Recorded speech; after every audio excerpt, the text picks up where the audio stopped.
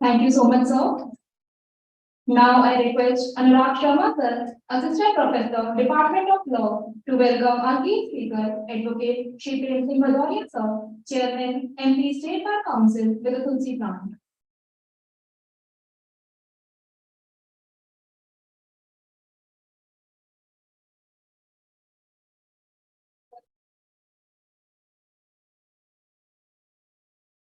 Thank you so much, sir. Now I request Charu Bharadwaj, ma'am, Assistant Professor, Department of Law, to welcome our special guest, Shri Rama Ravi Shah, sir, co-founder and CEO of AMA Herbal Group of Companies, with a Tulsi plant.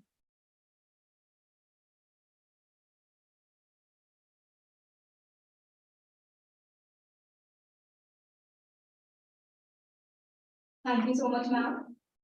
Before moving towards the speeches of our honorable guest, I would like to give a brief introduction about late Mr. Justice Mazhar Ali Shah sir, in the memory of whom this event has been organized by his beloved son, Shri F. Shah sir, Advocate Madhya Pradesh High Court. Late Mr. Sayyid Ali Shah sir, the father of late Mr. Justice Mazhar Ali Shah sir, was an engineer, and his mother, late Mrs. Ahmadi Begum, was a housewife. Sir was youngest among his brothers. Eldest brother, late Mr. Hamid Shah sir, was a lawyer and politician. Twice he was elected as the mayor of Gwalior and was also a cabinet minister on two occasions in the state of Madhya Pradesh. His other brother, late Mr. Zafar Ali Shah sir, was an engineer and served in army, and after retirement served in Indian Railways. His nephew, late Dr. Imtiaz Ali Shah sir, also served the nation as captain in Indian Army and fought against Pakistan in the war of 1971. After retirement, he got the job in JEH Gwalior. His second nephew, Honorable Mr. Justice W. A. Shah sir, served cause of justice as a judge of MP High Court. Moving to his first professional life, when Sir was in class 8, he lost his mother and father within the gap of 4 months only. His eldest brother, late Mr. Hamid Ali Shah sir, took his responsibility and ensured best education for him. Sir always regarded his elder brother and his Babi like a father and mother. After completing his law graduation in the year 1957, he started practicing law as an advocate under the able guidance of his brother and succeeded his office. He was very sober and humble person. With his devotion and hard work, he soon established himself as a successful lawyer. As an advocate, he was government advocate for 6 years. He was a standing counsel for Municipal Corporation Gwalior. He also served Bar Association as a secretary and member of decision committee of Bars of State Bar. He also worked as a director of MP Bar Court. He was elevated as the judge of High Court in year 1984 and took oath on 25th May 1984. He died at the age of 56 years on 3rd August 1989. He is succeeded by his wife, one daughter, and 4 sons. All are well settled in their life.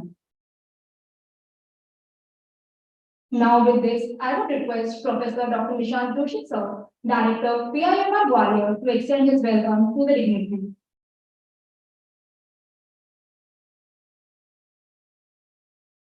Good afternoon to all of you. I extend my apologies to all of you. I made you all wait for 20 minutes. Then the schedule, I think that was because I was greedy enough to post the dignitaries at my office. Welcome to all of you, and especially to the Shah family. Advocate F. Shah to us is like our friend. The exact legal term, Shanta Pasnel, I want to say, and this curious word of that. This is comment, he's that to us. Anyhow, sir, you are all welcome to this national seminar, which is held in the memory of late Mr. Justice M. A. Shah sir. I welcome his family. I welcome his lordship, Justice Pathak sir. It's so kind of him that he has found time from his extremely busy schedule to come here and interact with students on this occasion. I welcome Shri Ayubar Ali Shah, co-founder and CEO, AMA Herbal. I do welcome the president of, the chairman of MP State Bar Council, Shri Prem Singh Bhadoria ji, a very senior lawyer, and certainly our friend Mr. Ravisha. I was discussing with his lordship that we are blessed that he is here, and PIMR Gwalior is an extraordinary institution. We are a benchmark, and we compete against our own benchmarks. We are the only institution, a private institution in the state which is ranked in NIRF for 2 consecutive years. We've fought very hard to retain our position this way. Gwalior has its own geographic constraints, but we try to give in our best to our students, be it academic or be it co-curricular or extracurricular activities. So the institution, in its journey of more than 25 years, started as in a rented premise, and then we moved into this very campus. Today, this campus has about 70,000 square feet of dedicated academic blocks, and we are increasing it to 2 folds. We have one of the best modern facilities which are available to anyone across India here in Gwalior.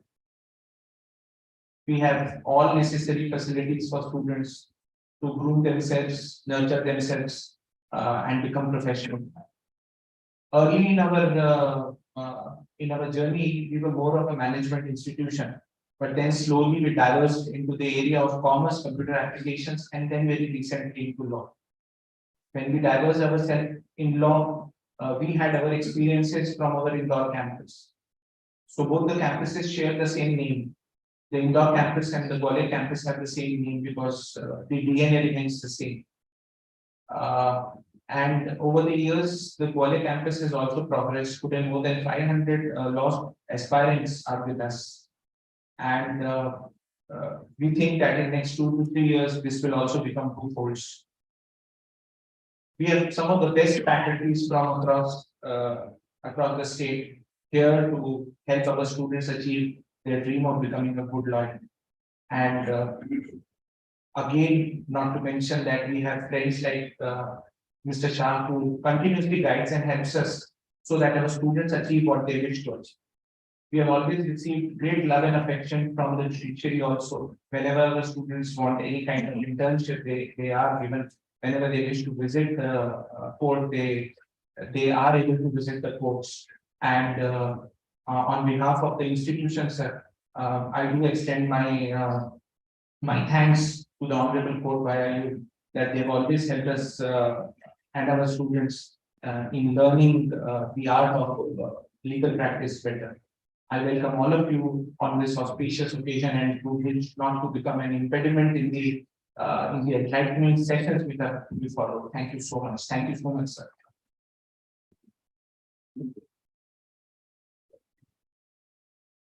Thank you so much, sir. Now I will take the honor to introduce our keynote speaker, Advocate Shri Prem Singh Bhadoria, sir, Chairman, MP State Bar Council. Shri Prem Singh Bhadoria ji, beloved son of late Shri Jiva Ram Singh Bhadoria ji, was born on 19 November 1958. He did his law graduation in the year 1983. He pursued his post-graduation and got himself registered in Madhya Pradesh Bar and started practicing law in the year 1986. He has a vast litigation experience, including civil, criminal, services, and constitutional matters.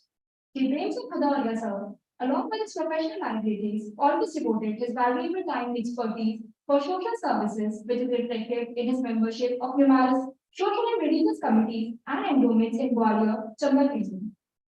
He has been standing counsel for 14 years for Gwalior Municipal Corporation, MP, Urja Vikas Nigam Limited Gwalior, Madhya Pradesh Electricity Distribution Company Gwalior, Shivaji University Gwalior, etc. He has been elected as the President, High Court Bar Council for the tenure 2010 to 2012 and 2014 to 2016. One of the glorious moments during his tenure, which he cherished, was when the centenary year of establishment of MP High Court Bar Association was celebrated under his able presidency in the year 2011 to 2012.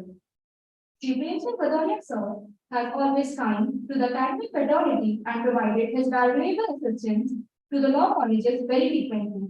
He always gives his personal assistance to the building law interns, as he believes a legal professional learns about practicality among his theoretical knowledge only during his internship tenure. We are very fortunate that Kosmara himself is present among us to share his blessing and to enlighten us with his valuable words. Now I would welcome Sir on the podium to enlighten us with his view.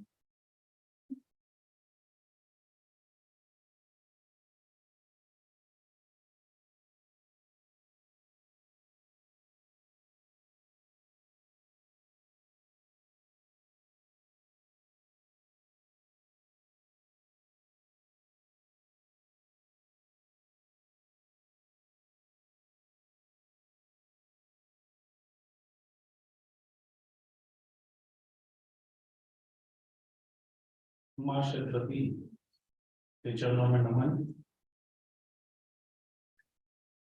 और माननीय न्यायमूर्ति शासन के चरणों में पुष्पांजलि अर्पित करते हुए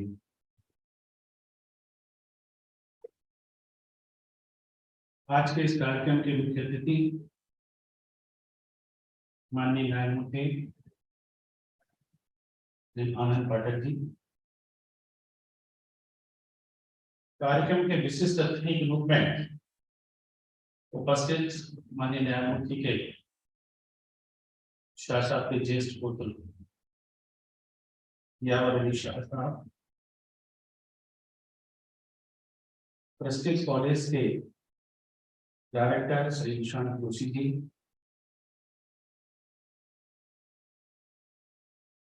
head of the department law Shri Awasthi ji, Karim Awasthi ji, इस कार्यक्रम के आयोजक सर, जो इस सब्जेक्ट की प्रतिमूर्ति भी कहूंगा, मेरे बुलार, मेरे ब्रदर एफ.ए. शाह साहब एवं उनके ब्रदर शाह साहब और अन्य सभी परिवारजन, अवाचक के रूप में उपस्थित माननीय अनूप निगम जी, संजय सिंह जी, जितेंद्र कुशवाहा जी, प्रशांत जी एवं अन्य मेरे साथी अवाचकगण और इस सभागार में उपस्थित मेरे प्यारे बच्चों,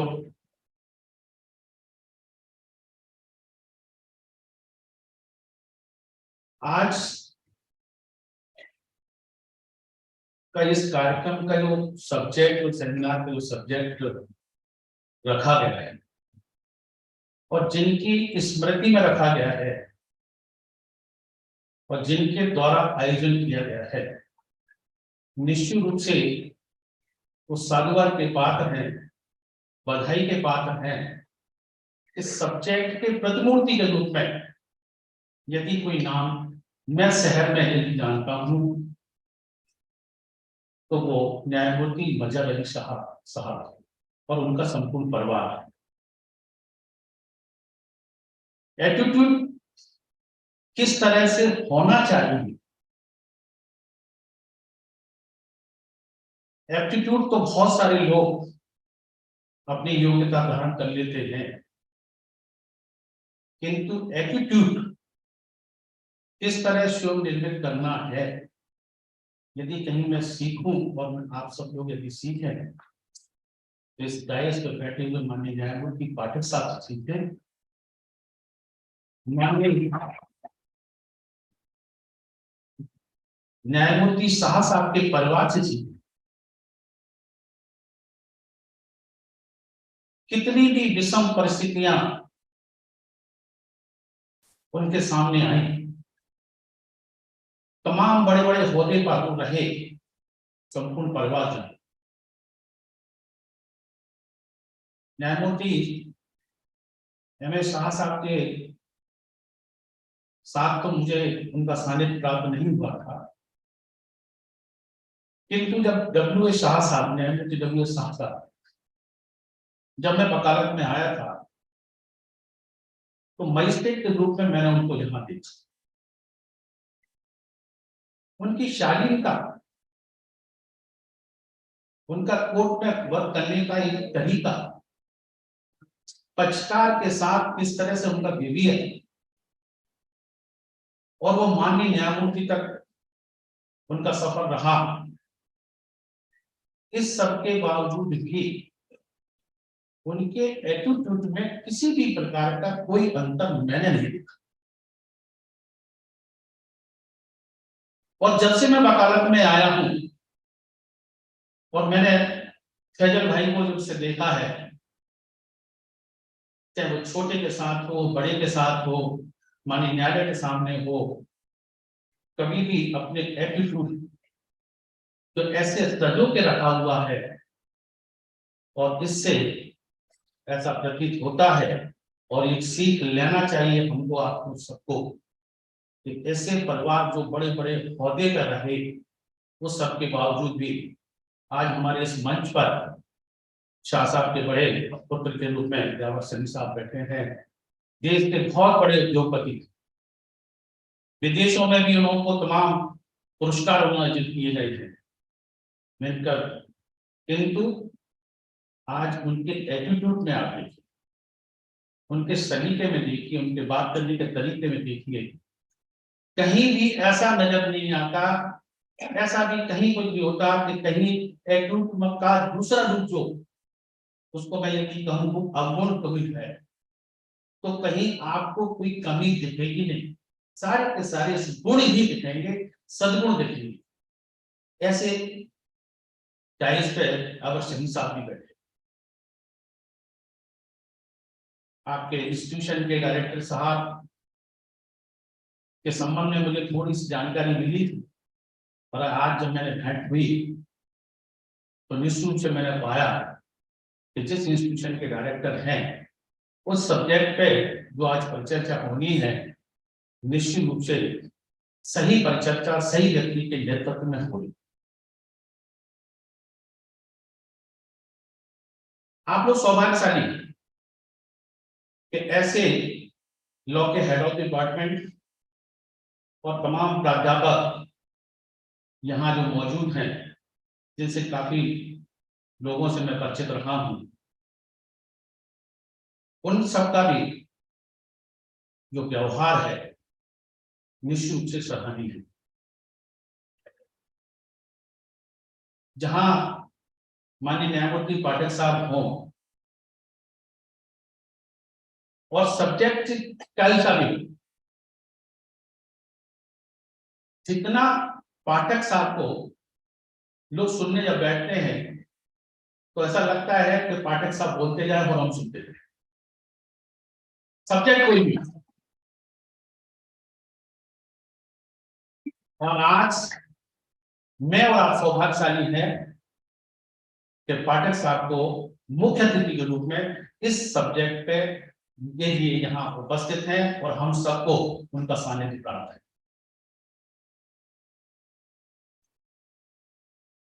मैं थोड़ा सा इन दोनों के सेमिनार के सब्जेक्ट पे इतना जरूर कहना चाहूंगा कि आखिर ये एटीट्यूड और एप्टीट्यूड है क्या, और लॉयरों के लिए वो कितना आवश्यक है, ये महत्वपूर्ण। जब कॉलेज से डिग्री योग्यता हासिल करके अगर अपन जाते हैं, चूंकि एटीट्यूड का निर्माण आपको स्वयं को करना है, इसके निर्माता आप स्वयं हैं। हमारे को अपने आप को, अपना व्यवहार परिवार के प्रति, समाज के प्रति, लोगों के प्रति, अपने साथियों के प्रति, अपने मित्रों के प्रति कैसा रखना है, ये आपको निर्धारित करना। सारे के सारे गुणों को, सद्गुणों को मिलाएंगे और उससे एटीट्यूड बनाएंगे। एटीट्यूड को यदि दूसरे रूप में यदि अवगुणों को अपनाएंगे तो वो भी एक एटीट्यूड है, मगर यदि सही मायने में हमको अपना जीवन सफल करना है तो सारे सद्गुणों को अपनाते हुए अपने एटीट्यूड को बनाएं। जब आप डिग्री हासिल करके जाएंगे तो माननीय न्यायालय के प्रति आपका व्यवहार, आपका नजरिया, आपका दृष्टिकोण क्या होना चाहिए, ये आपको बहुत जरूरी है। यदि न्यायालय के प्रति आपका दृष्टिकोण अच्छा नहीं होगा, सकारात्मक नहीं होगा, यदि आपकी बोलचाल की भाषा सकारात्मक नहीं होगी, आपका प्रेजेंटेशन यदि अच्छा नहीं होगा, आपको न्यायालय से रिलीव मिलना मुश्किल है। ये सारी बातें आपके व्यवहार से, आपकी बोलचाल से, आपके प्रेजेंटेशन से ये निर्धारित करता है आपकी सफलता। और आप सफल वकील तभी हो सकते हैं तब अपने एटीट्यूड के साथ में सद्गुणों को अपनाते हुए वकालत के व्यवसाय में प्रवेश करें। हमको न्यायालय में अपना प्रेजेंटेशन कैसा होना चाहिए? न्यायालय न्यायाधीश प्रभु के रूप में न्यायाधीश होते हैं, परमात्मा के रूप में वो होते हैं। हम परमात्मा का आदर किस तरह हमको करना चाहिए, उस प्रतिमूर्ति के रूप में जो न्यायाधीश न्यायालय में बैठे हैं उनका हमको सम्मान कैसे करना चाहिए, हमको अपने वरिष्ठों का सम्मान कैसे करना चाहिए, हम अपने साथियों के साथ हमको व्यवहार कैसा करना चाहिए, ये सारी की सारी निर्धारित रहता है आपके। और आप जैसा अपने आप को बनाएंगे वैसा ही आप बनेंगे। किसी भी अवगुण को यदि अपना लेंगे, सामान्यतः लोग कहते हैं यदि अच्छा आचरण अपनाएंगे तो निश्चित रूप से आप सफलता के उस आयाम को चुनेंगे जैसे माने यावर साहब उद्योगपति के रूप में अपने आप को स्थापित किया। सही मायने में यदि मैं थोड़ा सा और आपको यदि बताऊं और मैं कहूं, माननीय न्यायमूर्ति पाठक साहब पुलिस फोर्स से रिलेटेड, माननीय न्यायमूर्ति पाठक साहब के पिता से पुलिस में एसपी, उस सब के बावजूद भी लोगों का पुलिस के बारे में जो सोच है, उस सब के बावजूद भी आज पाठक साहब से, पाठक साहब को जब भी कोई सुनता है, पाठक साहब से जब भी कोई मिलता है तो पाठक साहब ने अपना जो व्यवहार, जो बातचीत का तरीका, लोगों से प्यार, लोगों को स्नेह और न्याय की कुर्सी में जब बैठते हैं वो उस हिसाब से जो न्याय प्रदान करते हैं वो सही मायने में ये एटीट्यूड, ये सही परिकल्पना जो है वो आज है।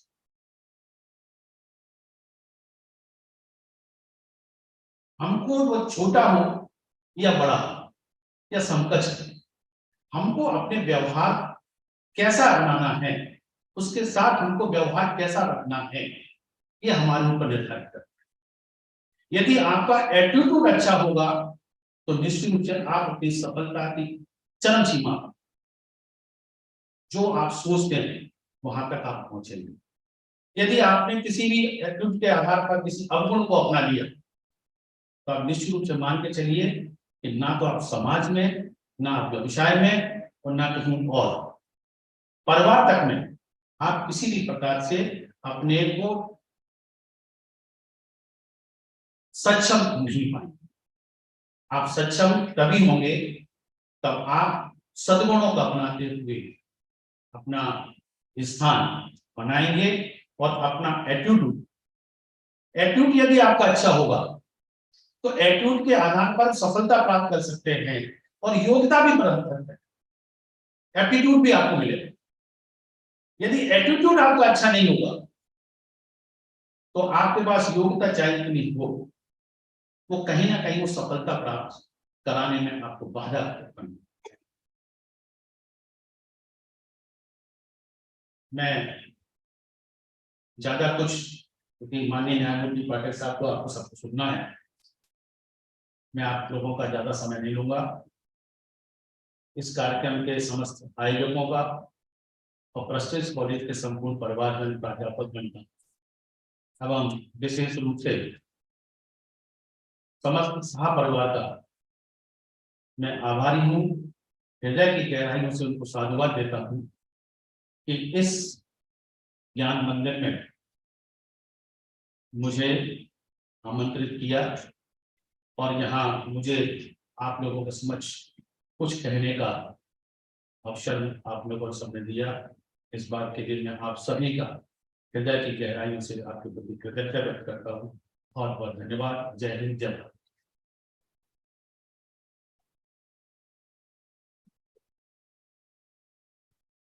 Thank you so much, sir, for sharing your wide knowledge experience with us.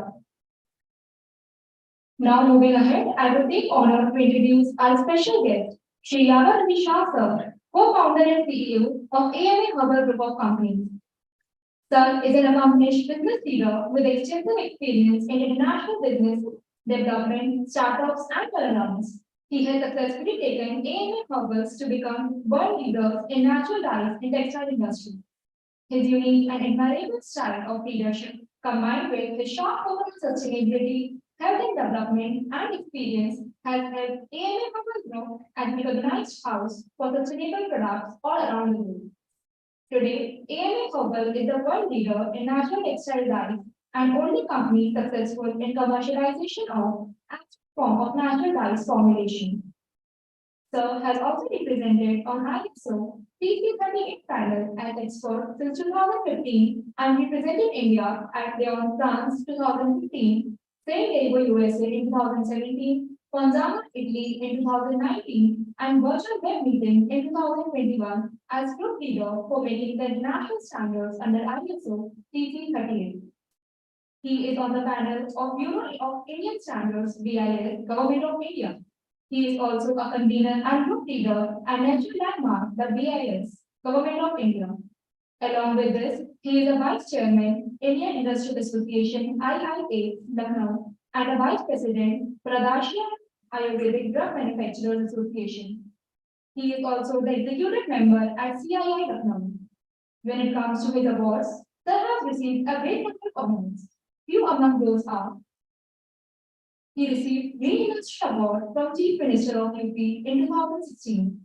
His company is honored with only Asian company to receive Sustainability Award from Hansel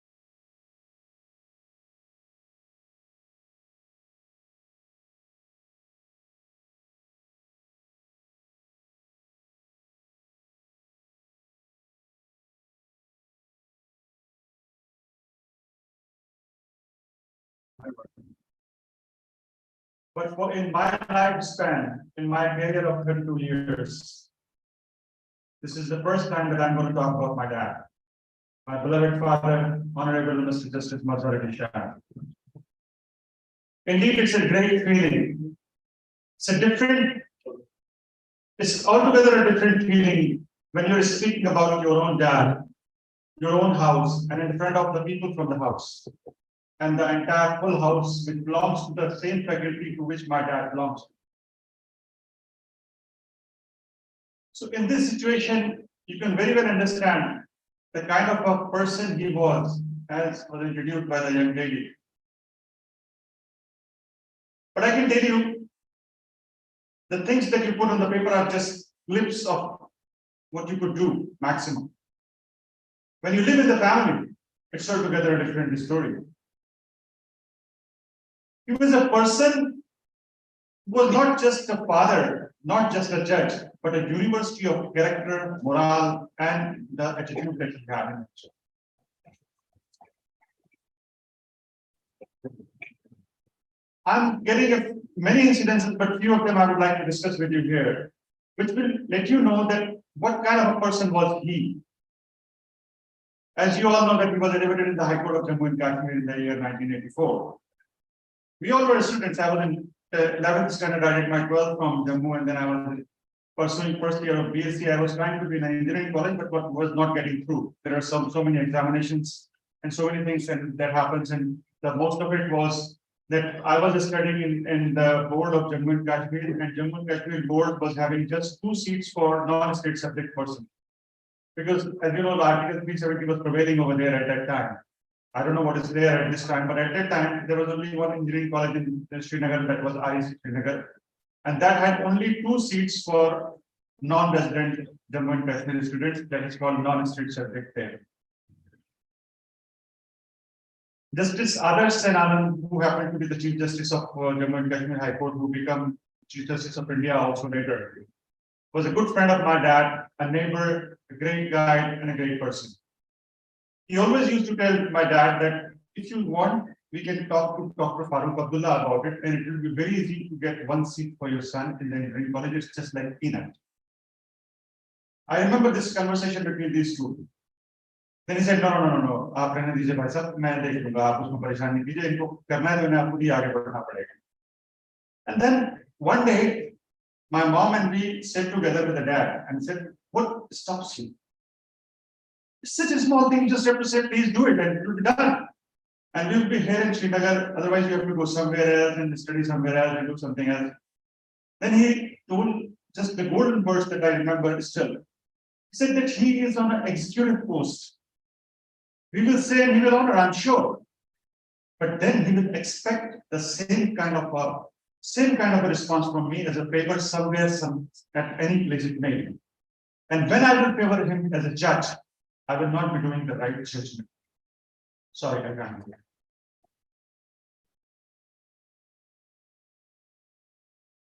That was Mr. Justice Mazhar Ali Shah, my dad. I also remember I was studying in Srinagar at that time, and I had that Bajaj Chetak, which was a privilege to have at that time when you were studying. Not many people had it. Helmet was recently got compulsory in Jammu and Kashmir. अब वो लगाना सबको खुलता था, because student को तो hero बन के जाना होता है, आप तो जानते हैं, तो बाल खराब हो जाते थे, so it used to become a headache. So we used to hang the helmet on the scooter and we were just driving. And one day one police wala caught me. Hey, where are you going? Where is your helmet? Sir, hai na, as you know, chalan ho gaya. Ab chalan hua. The moment I entered my house, I saw Mr. Javed, who happened to be mobile minister at that time. He had come to see my dad. Even I did not go to the dad. I told Javed साहब कि ऐसे मेरा चालान हो गया. अरे करने कोई दिक्कत नहीं था मुझे. वो एक धर साहब थे, उनके जो साथ में एक पुलिस वाले हुआ करते थे. उन्होंने कहा 2 मिनट रुको, उसको भेजा, कहाँ पे था वो पुलिस वाला, वहाँ खड़ा है. वहाँ उसको भेजा और मेरा लाइसेंस वापस लाके मुझे दे दिया. छोड़ दिया, हो गया काम. Done. And that gave me an idea. Yeah, this is a fantastic thing. I can break the law anytime, and I have the law in my house. Nobody can stop me from doing it. So next day, when I came out of school, 2 of my friends said, "यार मेरे को भी लाल चौक जाना है, तेरे साथ चलें?" चल भाई, अब ट्रिपल राइडिंग कर दी. हेलमेट तो लगाने की आदत थी ही नहीं, पकड़नी है. अब फिर पकड़ लिया, फिर से चालान हो गया, हमने चालान तो अपने घर की बात है, बड़ी मसला ही नहीं है। So then I again went home, and that time I didn't see Mr. Javed because he was not a frequent visitor. But I asked somebody, जो दिल्ली के लीडर थे, वे ऐसे कर दो, दिल्ली तक वो बात नहीं पहुंची. And then he again went to Mr. Javed, and it was done. By the evening I had my license back. Done. अभी तो पक्का हो गया ना, अभी तो कोई दिक्कत ही नहीं है. And then what happened? Mr. Javed happened to inform my dad that this incident has been repeated in last 1 month, and it has been twice. Then my dad called me. He said, "Do you understand what I'm doing?" I said, "What happened?" I was saying, at a student life, your mindset is it happened and I got it back. हुआ ही क्या यार? हुआ ही क्या? He said, "Don't you understand your name is appearing in the books of law at the court many a time? Remember, these were his words. Remember, next time you are found, I will arrest your license as a judge and 5 days contract." Remember. And that is fair. So then I was always wearing a helmet. I was always doing double riding, no triple riding, and I was always at practice. That was my.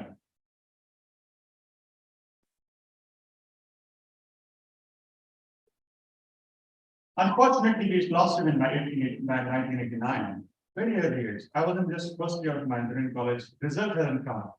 My sister got married just a year back, and all of us were students. I remember we came back to Gwalior and everything winded up, and we came to Gwalior. On one day, immediately after his death, because it was in August, and the day after the event I'm going to tell you was also in August, maybe 20-25 August, about 20 days after. So my mother had become very sensitive that if some kid is getting late, so she was worried, kya hua, kya hua, kya hua, so we had to inform if we are getting late. We were driving home from somewhere and it started raining suddenly. I was again on my scooter, तो हम एक Bharat cinema हुआ करता था दिल्ली सामने में, उसके बराबर से कोई पीसीओ था, वहां पे हमने शेल्टर लिया because it was raining. And from that PCO I called my home and I informed my mother that I'm stuck in a rain and I'm here and this and that, and whatever conversation I had to inform that I'm here, everything is fine. After the rain stops, I'll go back. Then that PCO wala realized that he's from the Shah family. After I hung up the phone, he said, "आप क्या शाह साहब के बेटे हैं?" मैंने कहा जी. He called his dad, who was walking with a stick. He said, "ये देखिए शाह साहब के बेटे हैं." But the person, the old guy started crying. He started crying. He said, "साहब, हमने तो जैसे अपना पिता खो दिया." No, that man to whom I don't even know. I said, "What happened, sir?" जिससे कि भाई आपको क्या हुआ, मैं तो जानता भी नहीं आपको. कहने देखिए, ये जिस पीसीओ जिस पे आप खड़े हैं, किसी क्रिमिनल के पोजीशन में. मैं तांगा चलाता था, मेरे पास लड़ने के लिए पैसा भी नहीं था. शाह साहब ने बगैर पैसे लिए मेरा केस लड़ा, और ये जो पीसीओ आज मेरे पास है, ये उनकी बदौलत है. साहब, मैं उनका एहसान भूल ही नहीं सकता.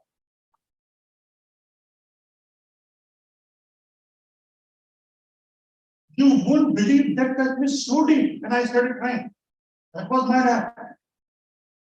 And we didn't know his values. We knew his value as a dad, of course, but these parts of him were in height. We never reached to this. We reached to this only when we connected with such people, and many such incidents I can say. This is the kind of attitude that he has towards life. Helping poor, to be strict, to be on law, to be firm on what is right, even within the family. And these are the nuclear that he established, which is called law of life.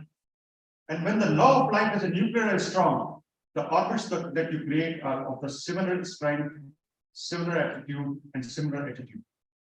And in the process, the neutrons, आप लोगों ने थोड़ी तो science याद हो गया.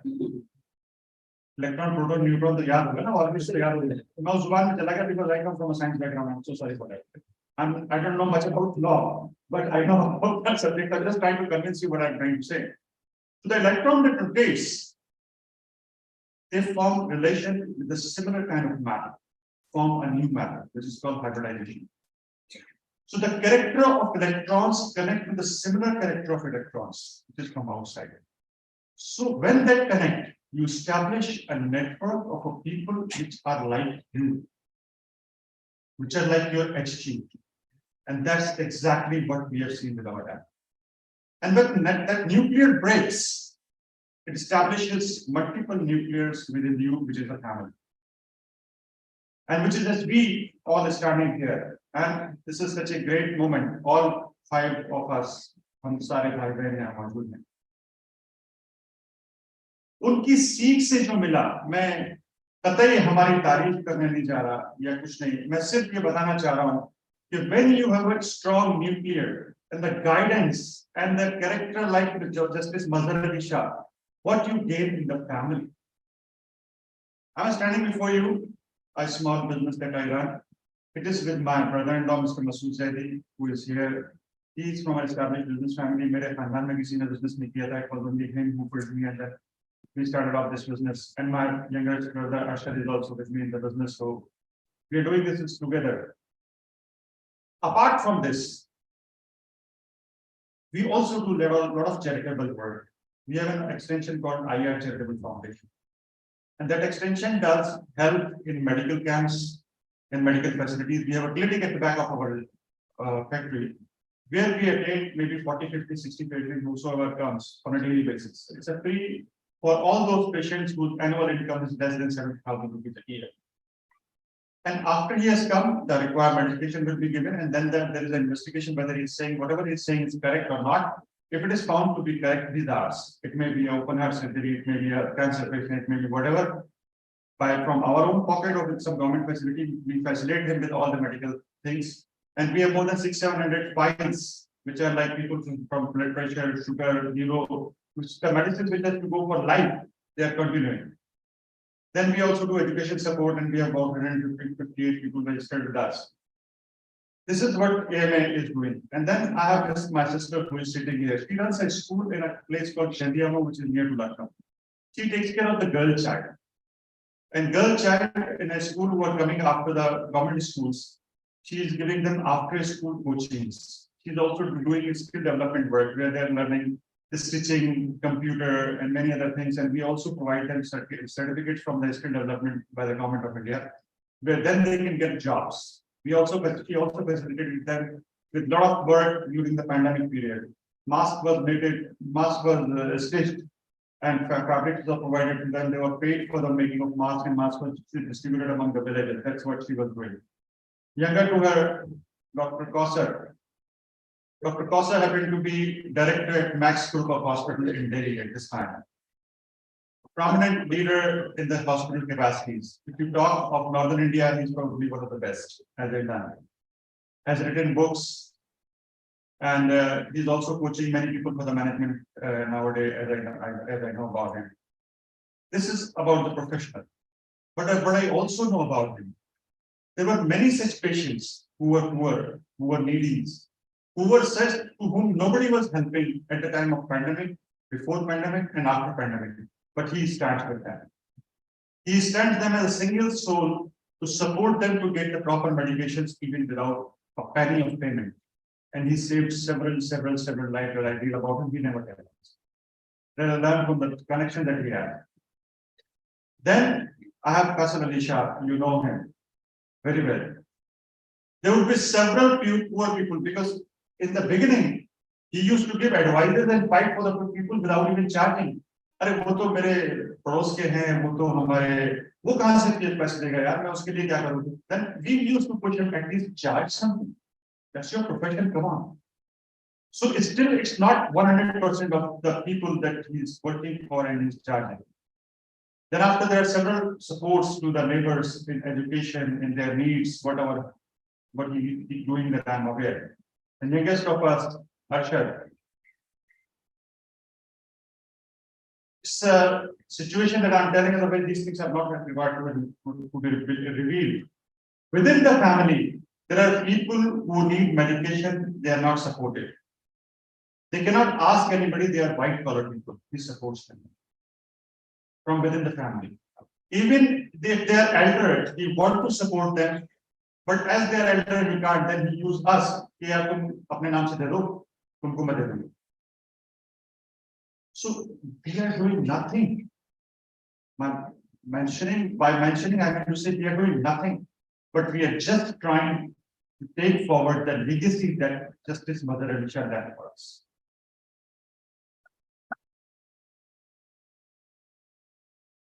We are not doing anything further, anything new. We learn this legacy, it's in our blood, and we are just delivering. Nobody asked us to do it. It's our inner call. And it's the inner call which is coming from the house within, from the family, from the culture. These are the people, I really thank this institute and particularly Mr. Nishanji and Kasal for taking the legacy forward. Because successful person is not the one who is very successful in his life. The most successful person is one who has been able to establish the similar kind of a leadership. That's the principle of leadership. Because if you have something good, you should have an ability to transfer that goodness into others. And once you are able to develop other leaders under you, then you become actual leader. Because the highest level of leadership is by dedication. And that dedication happens when you have been able to establish that person to that level that he can take care of you, away from you, the way you want it to. That's what our dad was. And to take it further, I congratulate Faisal for the fantastic thing at this seminar that he's organizing. My dear students, you should be getting several lectures, several things within this institute. What I can tell you, if you can learn from the people like Honorable Justice Parker that you have here, and Madhuri rightly said that attitude, if you want to learn, you have people like him, this things. Lying, sitting, you're fortunate. And my dad, who is leaving behind the legacy. I think we should also portray some other parts of his in many other ways. I don't know whether you're interacting or delivering a word, because this will stand as a light for you, as a path for you, as an attitude building abilities in you. And if you can do it, I tell you, you have a fantastic future. Because I also believe in one thing. Whatever you are today, people feel very kismat mein tha to main ban gaya. But I tell you, kismat teen tarah ki. Are you aware of it? How many people, how many of you feel that the luck is of one kind and luck is not of three kind? Do you believe in luck, all of you? तो किस्मत कितनी होती है? एक ही होती है ना? मैं आपको तीन किस्मत दिखाता हूँ. अभी see, the first part of luck that we believe into is a luck that we are born with, that we get from our mother as we were in the womb, and from our father who made us to help us in coming to the world. ये वो किस्मत है जो आप माँ के पेट से लेके पैदा होते हैं, ये आपको मिलेगी. Come whatever it is written for you, and you are going to get it. It's granted. That's one luck. The second luck, दूसरी किस्मत वो है जो आप अपने हाथ से बनाते हो.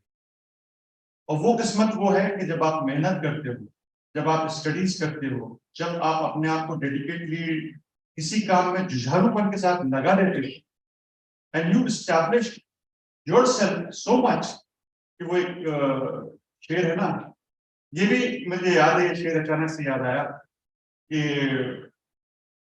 एक बदौलत जी को याद हो कि बार काउंसिल में कुछ टाइटल्स दिए जाया करते थे इस जमाने में किसी को कि भाई आपको ये टाइटल दिया गया, आपको ये टाइटल दिया गया. तो मेरे डैडी को टाइटल के तौर पर ये शेर मिला था, तो मैं आपके सामने कहना चाह रहा हूँ कि फानूस बन के जिसकी हिफाजत हवा करे, फानूस बन के जिसकी हिफाजत हवा करे, वो शम्मा क्या मुझे जिसे रोशन खुदा करे.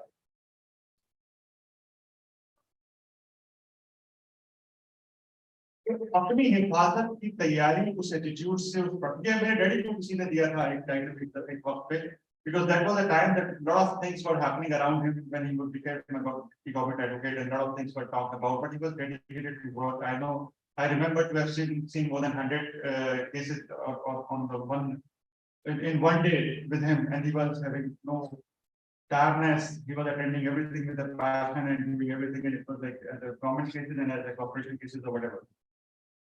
बहुत सारे उनके साथ कुछ ऐसे मसले हो रहे थे, तो उस वक्त उनको ये टाइटल मिला था कि आपको कौन एक ला सकता है जब आपकी क्षमा को रोशन खुदा करे। तो वो तब होता है जब आप डेडिकेटली किसी काम में लगते हैं। तो दूसरी किस्मत वो होती है जो आप अपनी मेहनत से, अपनी लगन से अपने लिए बनाते हैं। You become more education, like if you were designed to be a BA and you become a MA, then obviously you get more education. And when you get more education, you get more qualification to go higher. So if you were decided to be as a manager, by your first luck, you become general manager. From general manager, you become vice president, and so on. You keep rising with the more hard work that you do. So this is the second part of the luck that you make for yourself. And third luck, which is a very important part and a hidden part of your luck. First luck you are born with, second luck you make for yourself, and तीसरी किस्मत वो होती है जो लोगों की दुआओं से बनती है और बददुआओं से खत्म होती है।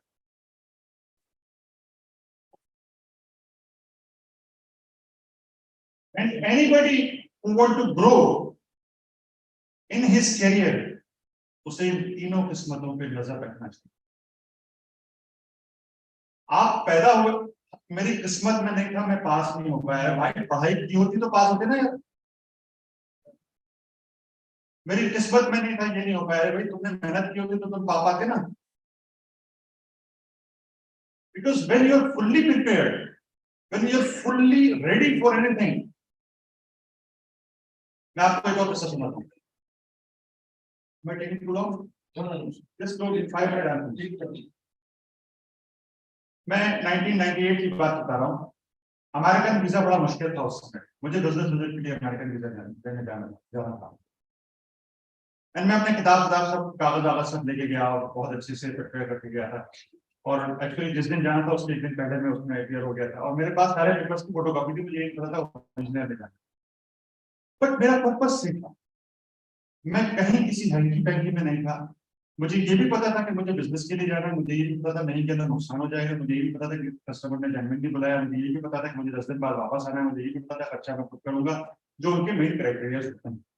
I was very clear on that, and I saw the people who were going for visa before me getting rejected. One rejected, two rejected, third rejected. One lady started crying on the window and she was also rejected too. And then I thought, what the hell is that happening? Then I connected to my attitude and I told them that, hey, I'm fully prepared. I have not done anything wrong. I'm fully ready for any question that this lady asked me. If even after that she's not able to give me the visa, then they are eligible, not me. I went with this attitude. Believe me, she just asked me 2 questions and I was through with it. Reason, I was fully prepared. The only thing, I had photocopies, I didn't have original, where I was feeling I'm lagging, but there is nothing and nowhere it is written that you need to bring your originals. I was coming from there, that I'll fight from that point. It didn't arise, so when you're fully prepared, you're bound to get it.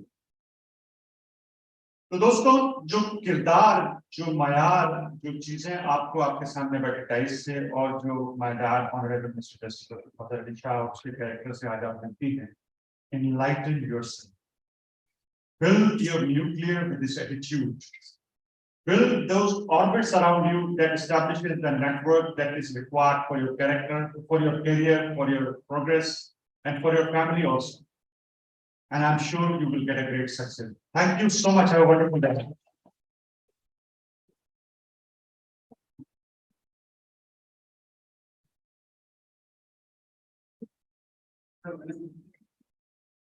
Now I would like to welcome on stage few students from law department to present their speech on today's seminar's topic, that is attitude and aptitude of lawyers. Firstly, I would like to call upon stage Mr. Kapil Kumar.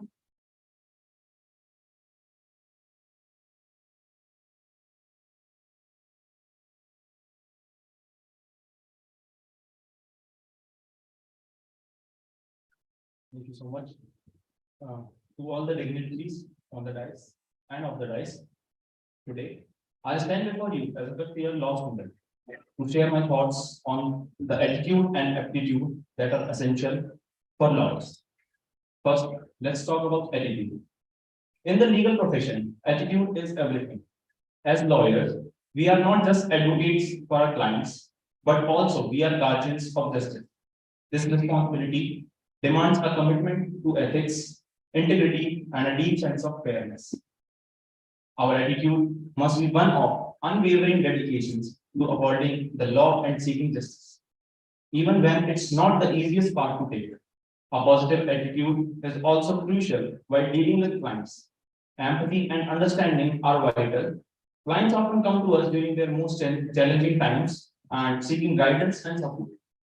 A compassionate and patient relief can make all the difference in building the trust and effectively representing them. Now, if we talk about aptitude, a lawyer's aptitude goes beyond just the knowledge of law. It encompasses a wide range of skills and abilities. First, a strong aptitude for research and analysis is essential. The law is constantly evolving field and staying up to date with the legal precedents and changes is imperative. Effective communication is another vital aptitude that lawyers must be articulate both in writing and speaking. The ability to convey complex legal concepts in a clear and persuasive manner is what sets successful lawyers apart. Problem-solving skills are equally crucial. Legal issues are often intricate puzzles, and lawyers are tasked with finding solutions within the frame time and framework of law. Creativity and critical thinking are valuable assets in this regards. Furthermore, negotiation and conflict resolution skills are indispensable. Many legal disputes can be resolved through negotiation, and the ability to find common grounds and reach agreements is highly valuable. Lastly, adaptability is the key. The legal landscape is dynamic, and lawyers must be prepared to adapt the new technologies, new legal reforms, and societal changes. Continuous learning is not an option but a necessity. In conclusion, as with a law student, I believe that aptitude and attitude of a lawyer interplay and fundamental to success in this profession. With the right attitude of integrity, empathy, and commitment to justice, coupled with the aptitude for research, communication, problem solving, negotiation, and adaptability, we can make a positive impact on society, uphold the law, uphold the rule of law, and contribute a more just and equitable world. Thank you so much for providing me the opportunity, and have a good day.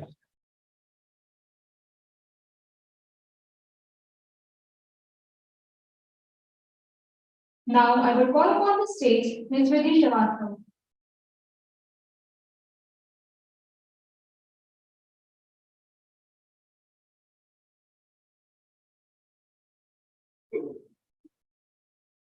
Thank you, Ashi. Lawyers are the soldiers of justice, fighting for truth, fairness, and the rule of law. Good afternoon, respected dignitaries, faculty members, and dear students. I am Vidhi Srivastava, student of BBA LLB Honors 5th semester. Today, I want to talk about the incredible attitude and aptitude that lawyers bring to their profession. Lawyers are like soldiers, fighting for justice and upholding the rule of law. They possess an unwavering dedication to their clients, putting in countless hours of hard work and research to achieve the best possible outcomes. With their exceptional problem-solving skills, lawyers navigate complex legal issues and find effective solutions even in the most difficult situations. But it's not just about their knowledge and skills. Lawyers exhibit a remarkable level of professionalism, treating their clients' colleagues in the court with respect and integrity. They maintain a confidentiality and uphold ethical standards, ensuring that justice is served in fair and unbiased manner. Lawyers are also known for their resilience. They face numerous challenges and setbacks, but their strong attitude helps them to bounce back. They possess an unwavering position for justice, using the law as a tool to make a positive impact in society. Furthermore, lawyers are lifelong learners. Their legal field is constantly evolving, and lawyers embrace this by continuously learning and adapting the new laws and regulations. Lawyers not only work for the client, but for the society as well. Lawyers also plays a crucial role in promoting social justice, protecting human rights, and supporting access to justice. In the end, I would like to say, lawyers are a epitome of dedication, integrity, and compassion. Let's applaud the lawyers as they tirelessly work to uphold justice and to make a difference in our society. Thank you.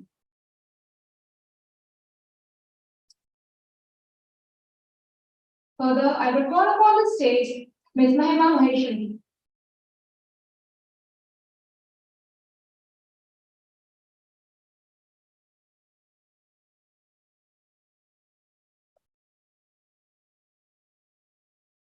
Good afternoon, everyone. I'm highly thankful to the Department of Law for providing such a great opportunity in front of respected dignitaries. Lawyers are the ultimate problem solvers. They use their legal prowess to navigate the trickiest of situations.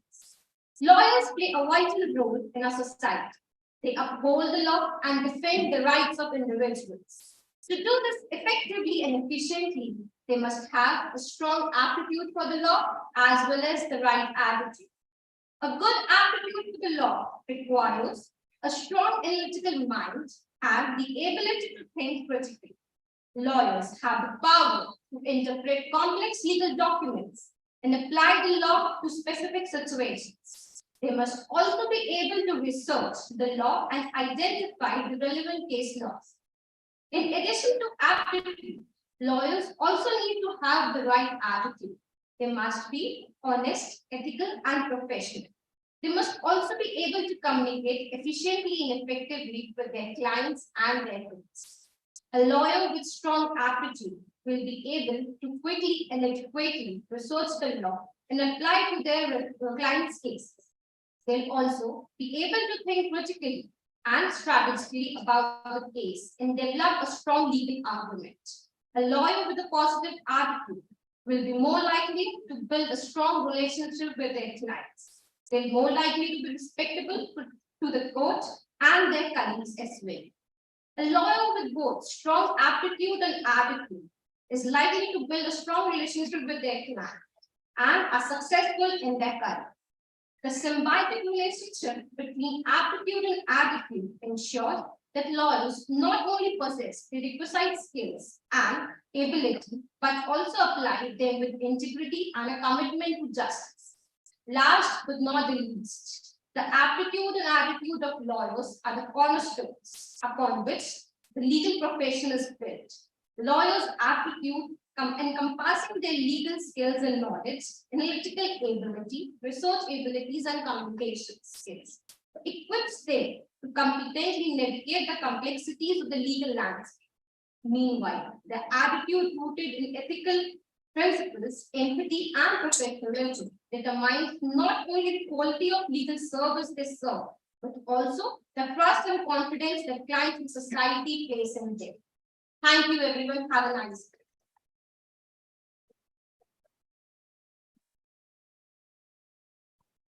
With this, I will call upon stage Ms. Palak Jain.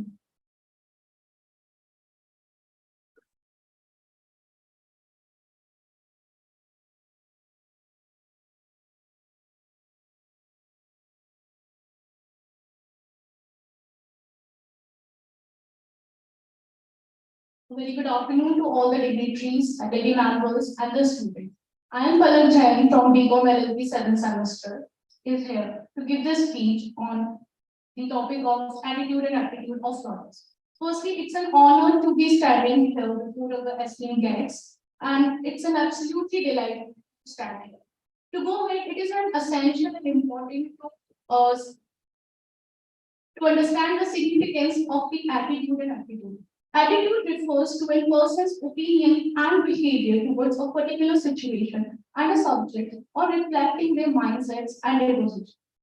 In the legal field, lawyers possesses a combination of attitude and aptitude that contribute to their success in a legal profession. There are certain things which should be remembered by the lawyers to which help in to getting the success in the legal profession. The lawyer should uphold the highest ethical standards, like maintaining confidentiality, avoiding conflicts of interest, and always acting in the interest of their clients. The lawyer should be confident and assertive enough to skill at presenting their arguments in a persuasive manner. The lawyer should be good listener and adaptable and open to learning new things like laws, regulations, current affairs, etc. As a Henry Ford quote that anyone who stops learning is old, whether at 20s or 80s, and anyone who keeps learning stays young. The lawyers are considered as a link between bar and the clients, and without effective communication, it can't be possible to pass their pleadings to the staff. Therefore, the advocate should have the clear and effective communication skills to articulate arguments, negotiate effectively, and write compelling legal documents. Now, I would like to come to the aptitude, which refers a person's natural and acquired capacity and potential to perform well in a specific skill or area of knowledge. Lawyers are required to have a deep understanding of law, including statutes, case laws, etc., and having the conducting legal research to find relevant cases that pertain to their client's situation. Lawyers are often presented with complex legal issues that require innovative and strategic problem solving. The legal profession demands a high level of precision. Lawyers must pay close attention to the minute details in contracts, legal documents, and during court proceedings. The lawyers must have the language proficiency for the effective communication. At last, I would like to put the words of Janet Renner, who says that being a lawyer is not merely a vocation, it is a public trust, and each of us has the obligation to give back to our society. Thank you so much.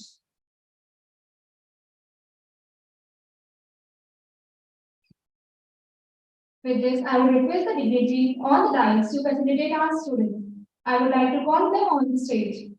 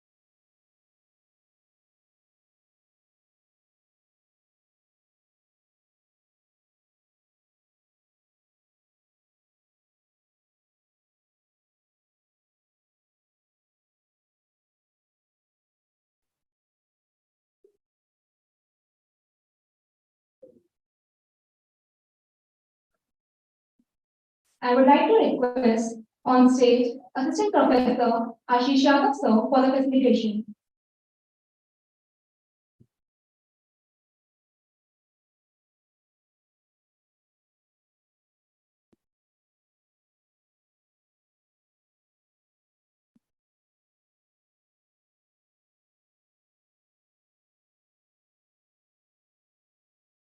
I would now request Assistant Professor Anurag Sharma sir to please come on stage for facilitation.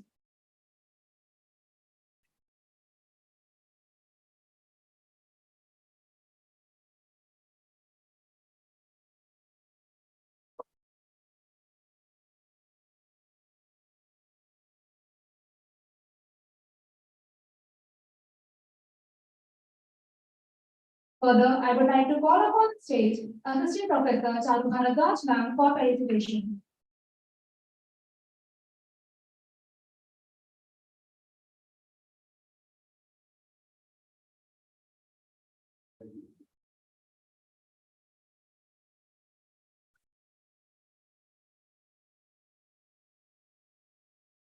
Now I would request Dr. Hariom Awasthi, sir, Head of the Department of Law, for felicitation.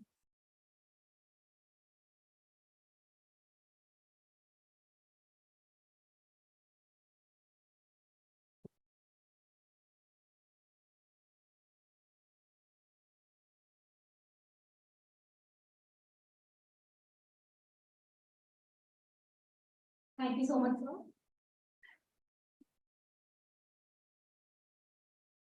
With this, I would like to take honor to introduce our chief guest, Honorable Shri Justice Anand Pathak, sir, Honorable High Court, Madhya Pradesh.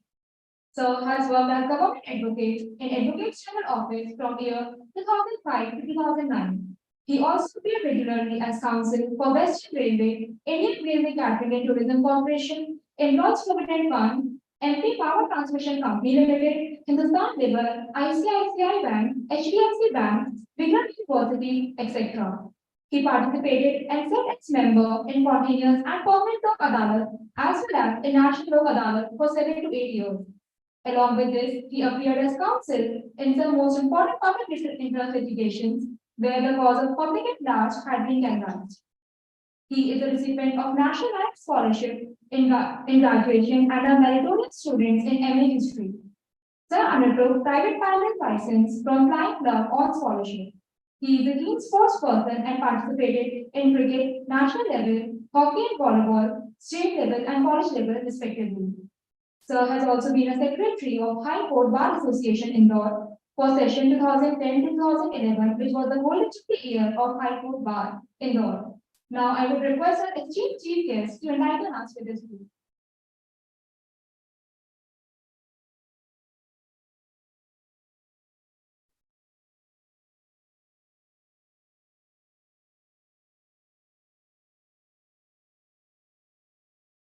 Afternoon, everybody.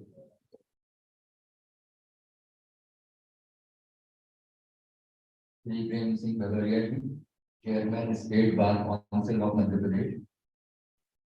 Shri Yawar Ali Shah Sahab, co-founder and CEO, AMA Herbal Group of Companies, and able son of able father.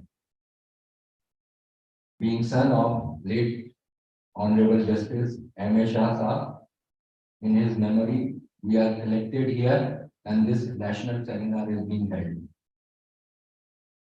Dr. Nishant Joshi, Director of PIMR Prestige Institute, Gwalior. Dr. Hariom Awasthi, Head of the Department, Law Faculty.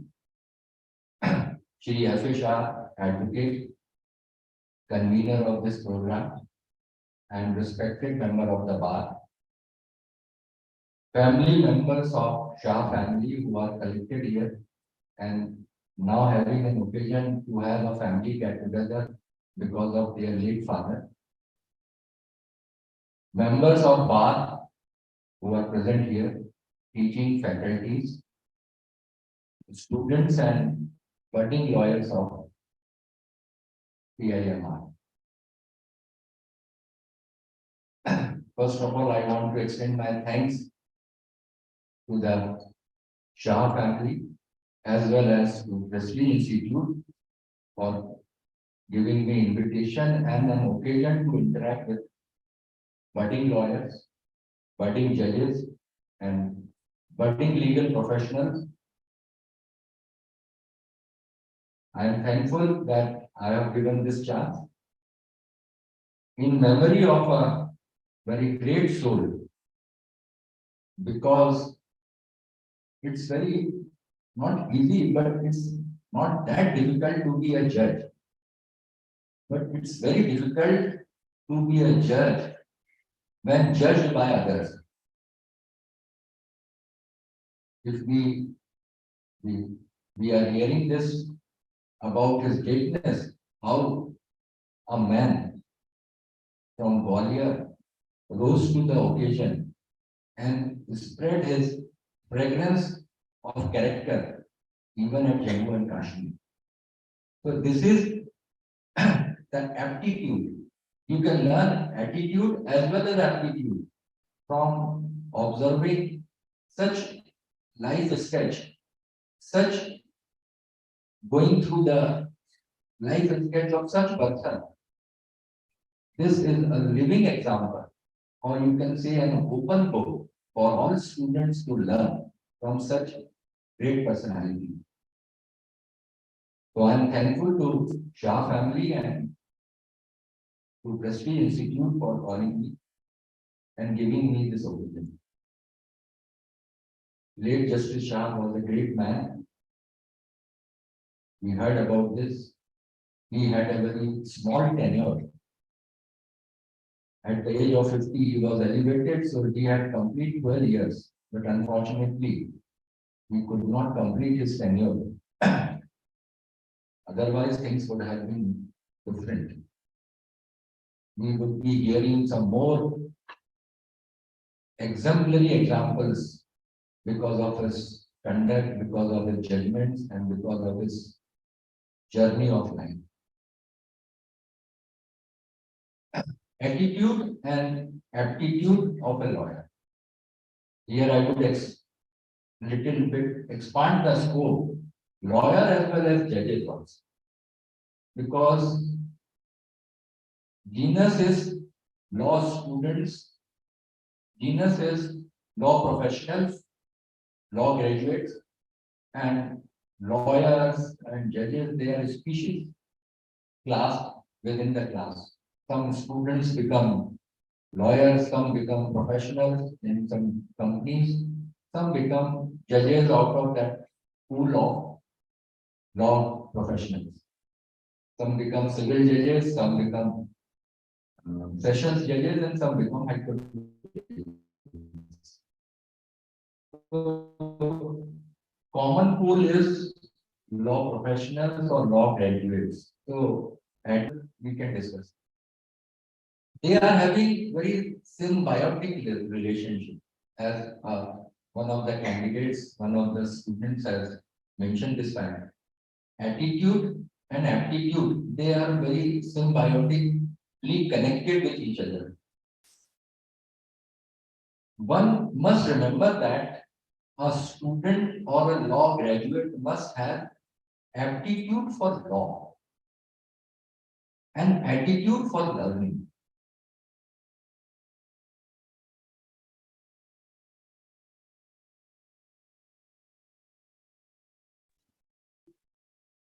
Which may be natural or acquired abilities also. So that way it is not genetically coded also. One can say that he has aptitude for law. Yeah, definitely he may have. But one can acquire also. With the time, with the learning, with the hard work, with the experience. So one must have aptitude for law and attitude for learning. Since I have said that both these attitude and aptitude has symbiotic relationship. Therefore, what is attitude and what is aptitude? Instead of going into this, I would like to explain how you can acquire this attitude and aptitude. They are interconnected, so they would assimilate into each other. Students always remember that we have three modes of learning. Since you are students, you intend to or you are here for learning. So what is learning? Three modes of learning for a lawyer or for a judge or for a law student is available. One is reading. Reading includes reading books, reading your textbooks, reading mobile, reading net, reading computers, reading laptops, and reading social media. I would not go into how much time you have to devote into social media or mobile. I am just saying that one of the modes of learning is reading.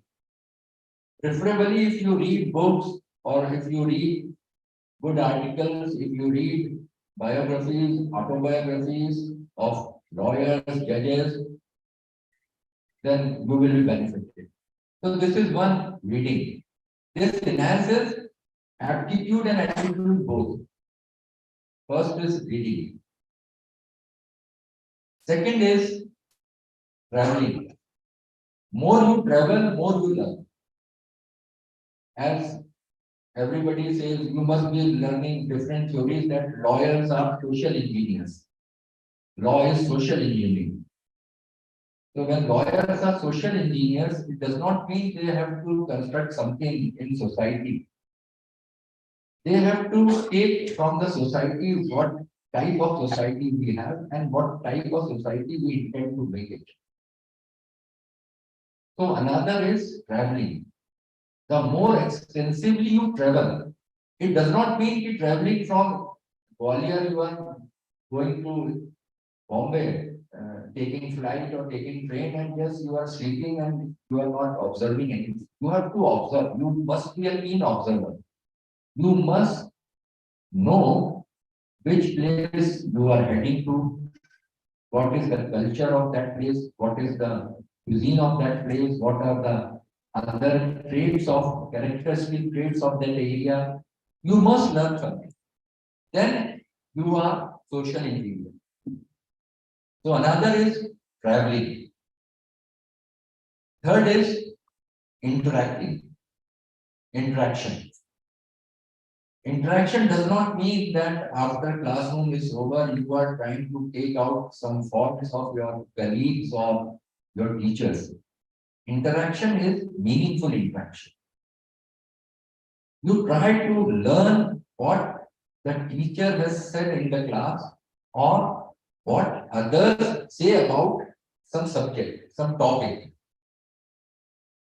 Try to read newspapers. When you extensively read and then you interact, then you have something to say, something to offer, and something to hear. Then you make your perspective better.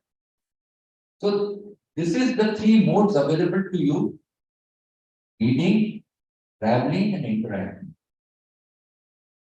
Try to interact on a straight out society, like class 4 employees, guards, class 3, clerical staff, ministerial staff, higher echelons, higher ups, officers, businessmen, teachers. The more you interact, more you come to know about different things, different perceptions.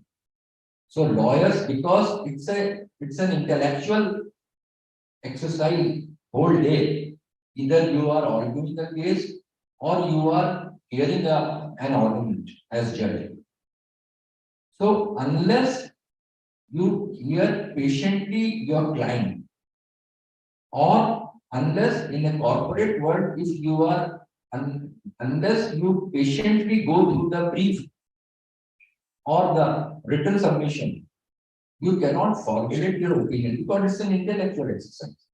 You have to assimilate as judge. When many girls, I think many students would later on opt for civil judge examination. If they become civil judges, then they have to assimilate two rival thoughts at one go.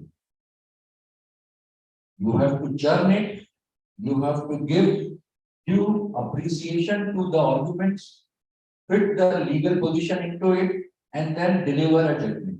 Sometimes you have to deliver judgment on the spot, sometimes you deliver after some time. But ultimately, this is assimilation, journey, and taking out, reasoning out. That cannot be arbitrary, that cannot be at your whims. It has to be it has to carry some logic, it has to carry some substance, some reason.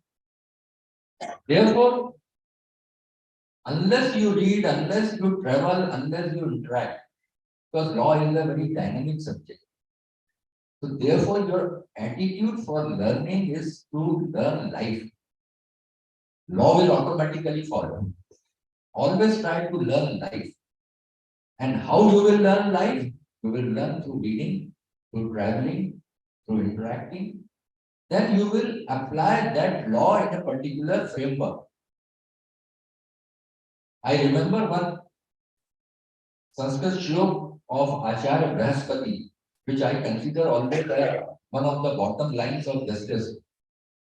That shlok says, यावत भीयत जठरा तावत स्वत्वम हि देहिना अधिकापि योगी मन्यो स्तेनो दंड मरहति। अर्थात कोई व्यक्ति अगर भूखा है और उसने अपनी उदर पूर्ति के लिए कोई चोरी करी है तो वो क्षमा के योग्य है, क्योंकि भूखा था, पेट भर गया, उदर पूर्ति हो गई, उसके बाद भी उसने चोरी करी है तो वो दंड का पात्र है। This is bottom line of justice. How you will understand? when you will go into the society, when you will see how abject poverty drives a person to commit crime, how circumstances compel a person to do certain acts, then you will able to differentiate between intent and impulse. Law does not differentiate between intent and impulse categorically, but you have to make out the things. If a fight is carried out over an agriculture piece of land between brothers, sometimes because of sudden provocation, here impulse is there.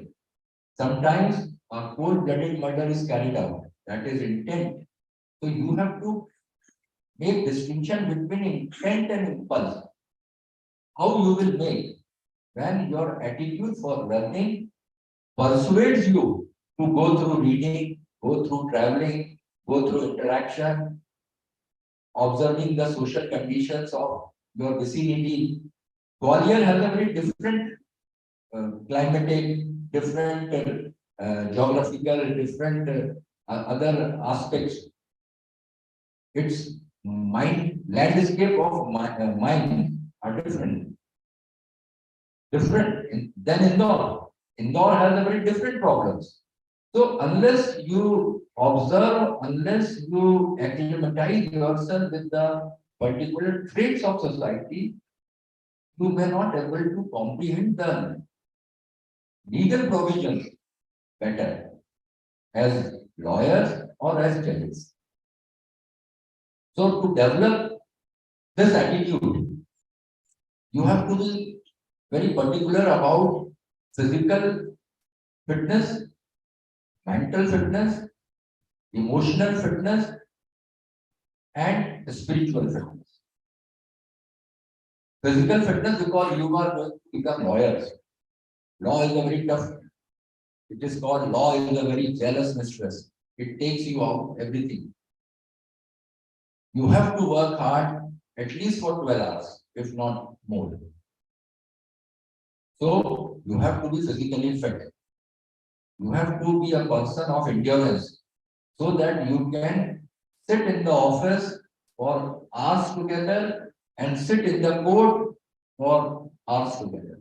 More than 6-7 hours are devoted usually by a lawyer in High Court or Civil Court, and 4-5 hours daily are devoted by a lawyer in his office for preparation of work, for meeting with the clients and doing some homework, taking care of office, juniors, everything.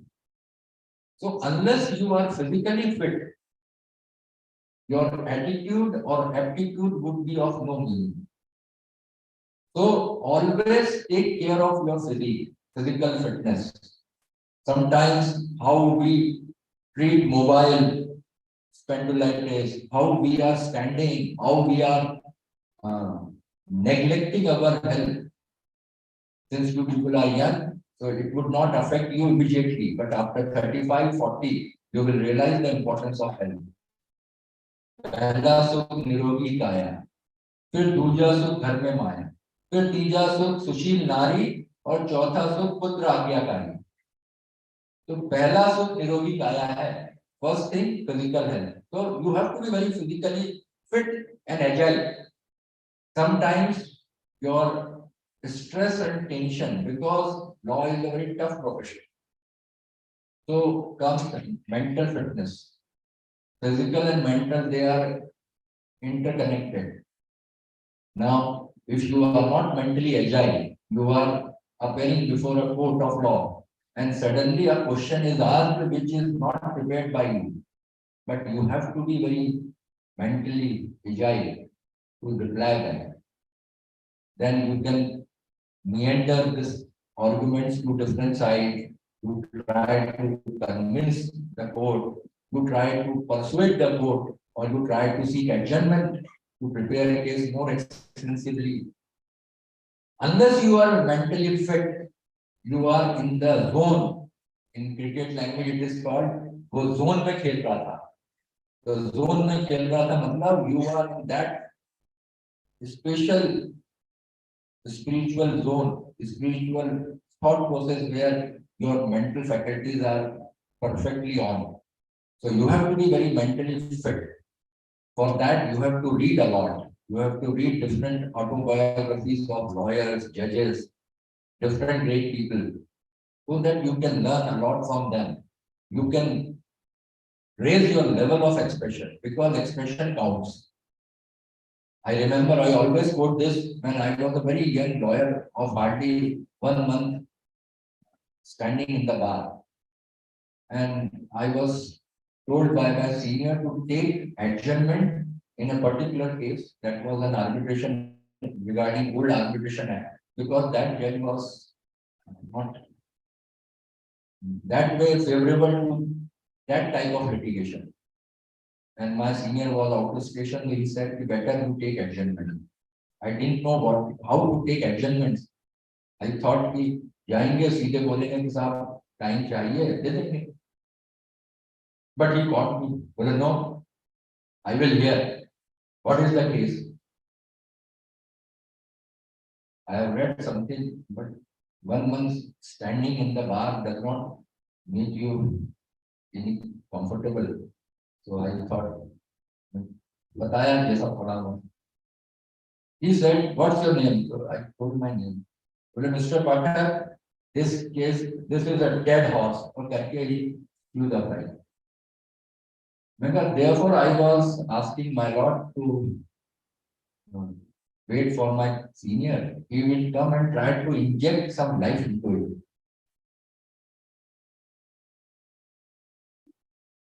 So he said, अच्छा इनको लगा कि कोई अच्छी बात कही, चाह रहा है बढ़वाना लेकिन अच्छे तरीके से. Again he took up the file, then went through, and then again after 5 minutes he said, "Sorry, Mr. Pathak, no life." Dismissed. Then I said, accumulating, gathering all courage, then why the brunt of dismissal should go to a junior's head? And that was the statement. He immediately said, "Oh, yes, how long you are?" Only 1 month. "Oh, please." Again he took up the file. Bole, Kato, no dismissal. Bole, Mr. Pathak, only on one condition.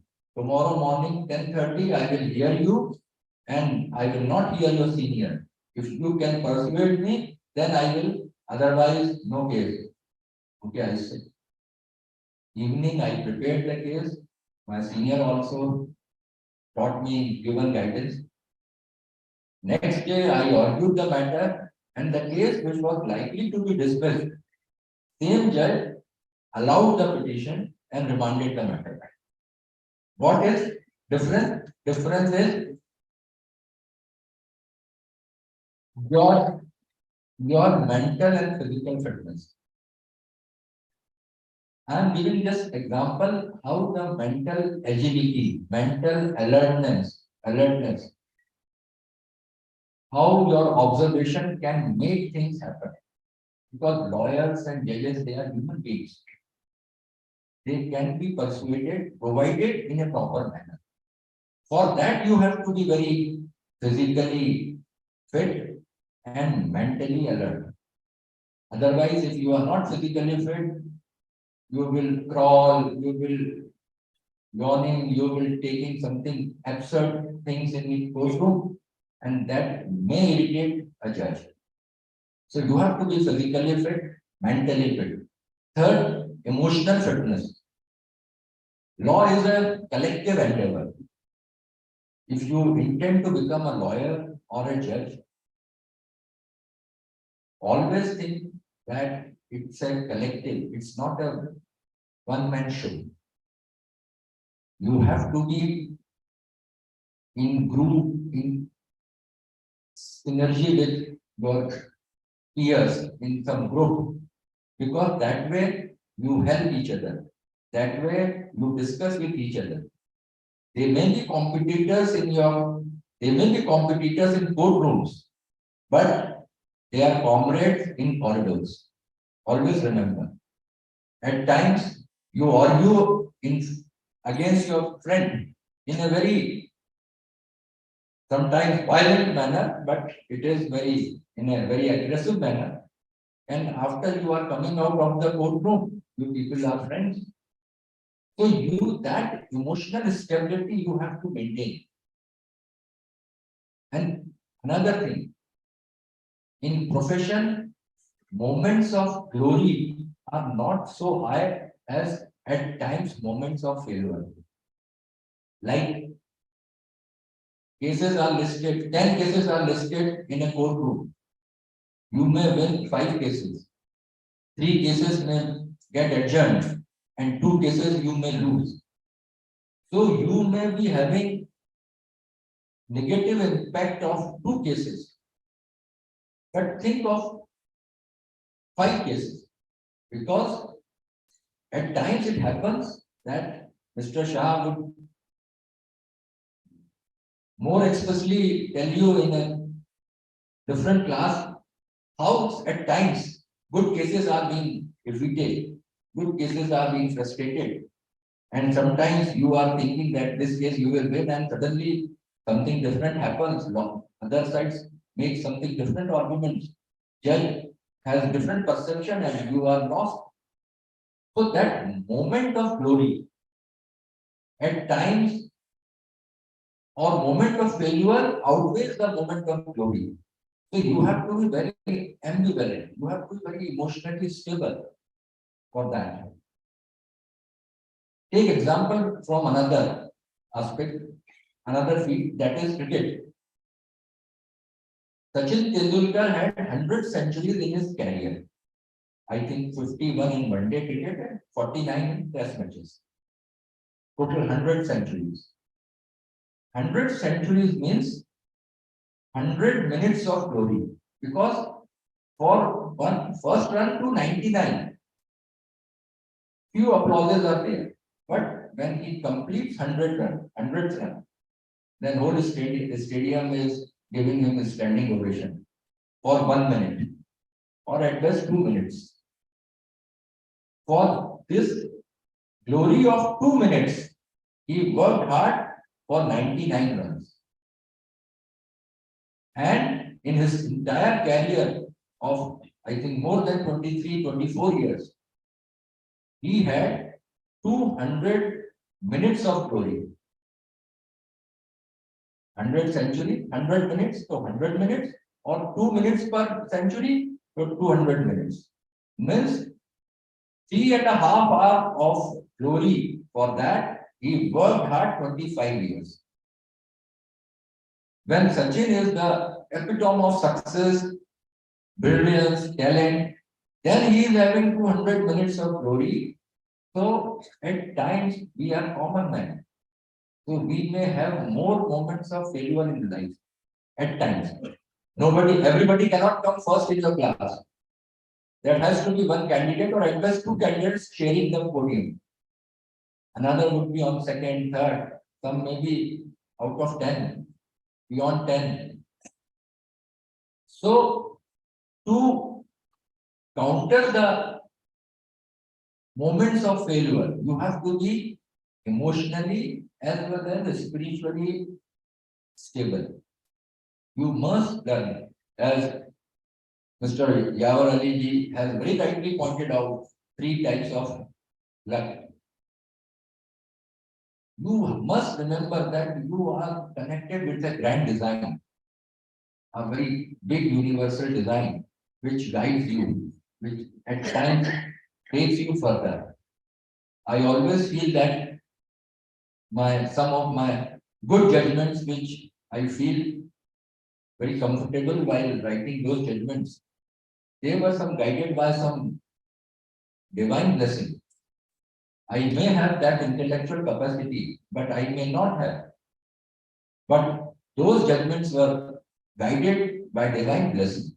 So always try to connect yourself with those, with that type of divine design. Then you will feel that you are not alone in life. Somebody is there to take care of you, because everybody is different. You need not to be judged, or everybody need not to be judged. Everybody need not to be a lawyer. Everybody need not to be a very big man. Everybody is different. All students who are sitting here, they have some different aptitude. Somebody may have very good legal, artificial intelligence, something like that. Technology and law, they may mix together. They may not be good lawyers. They may be good lawyers, but they may not be good judges. Some may be tailor-made for corporate world, and some may be for trial courts. So some trial court lawyers, they are not very good in high courts, because trial court has a very different connotations. They have very different procedural aspects. Some lawyers are brilliant in trial court, but they are not good in high court or supreme court. And some high court lawyers, if they go into trial, that would be a casualty. So everybody is different. If you appreciate this, then only you will survive. And how you will appreciate, you will be when you are in zone, when you are in synergy with divine, when you are synergy with your colleagues, peers. So you have to take your attitude, to take your attitude further. You have to be very physically fit. You have to be very mentally fit. You have to be very emotionally fit. And you have to be very spiritually fit. Try to read some good self-help books. Try to read some books from through which you can understand that person, how through struggle, how through hard work, how from very humble background he rose to the top. So you know that everybody gets chance, provided you are ready for that. So those books, those spiritual lessons you will learn, that will make you a better individual. Because law is a social engineering, you are social engineers. So always remember, being social engineers, lawyers and judges, they are healers of society. Every profession does not have that capacity, remember, to heal. Like chartered accountant, very successful professional, but it has less capacity to heal. Lawyers, judges, police officers, they have capacity to heal. कोई उनके पास जाता है, lawyer के पास, साहब मेरी जमीन छीन ली है या मेरे बेटे को जेल में डाल दिया, और लॉयर अगर बहस करता है, बेल मिलती है या केस में जीतता है, तो उसके घाव पे मरहम लग गया। डॉक्टर के पास जाता है, साहब मेरे पेट में दर्द है, पेट में कैंसर है, अल्सर है, और सर्जरी होती है, हील हो जाता है, आदमी का दर्द गायब हो जाता है। बिकॉज डॉक्टर्स, लॉयर्स, जजेस एंड पुलिस ऑफिसर, पुलिस वाले के पास कोई लड़की शिकायत लेके गई, लड़का छेड़ता है और लड़की का अगर उसने मजाक उड़ा के भगा दिया, तो वो लड़की के जख्म पे और नमक छिड़क दिया। और वहीं अगर वो लड़की को छेड़ रहा था लड़का, उसको 5 कान पकड़ के उठक बैठक करा दी, हीलिंग हो गई। लड़के को शायद छेड़ेगा नहीं, लड़की otherwise may have to commit suicide, may have to succumb to her demands, may have to leave her studies because of social economic conditions of particular area. So police वाले हीलर्स हैं, lawyers healers हैं, doctors healers हैं, और वैसे ही जजेस healers हैं. They have the pulse of the society with them. So, if you want to be a social engineer, if you want to be a lawyer, if you want to be a healer, then you have to develop your physical fitness, mental fitness, emotional fitness, and spiritual fitness. Then, because doctor is more capable than you, therefore he is delivering healing to you. He is healing you. Lawyer is more knowledgeable, more competent than you, therefore he is helping his litigant, his client. So you have to be over and above the common man to be a healer. अगर आप में ही positive energy नहीं है तो दूसरे को क्या दोगे आप? Therefore, because one French writer, Vaughan Orgus, he wrote a very good quote. He says, emotions have taught mankind to reason. Emotions have taught mankind to reason. Through emotions, it means he says that, in other words, that through emotions, one can reason out things. In our sphere, in law, we can say sensitivity has taught lawyers to adjudicate or judges to adjudicate. Sensitivity has taught judges to adjudicate, or sensitivity has taught lawyers to help in adjudication. And what is sensitivity?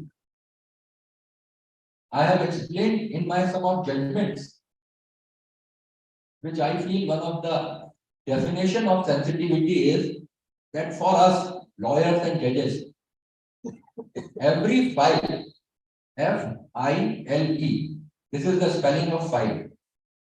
Every file with same alphabets contains a life, L-I-F-E.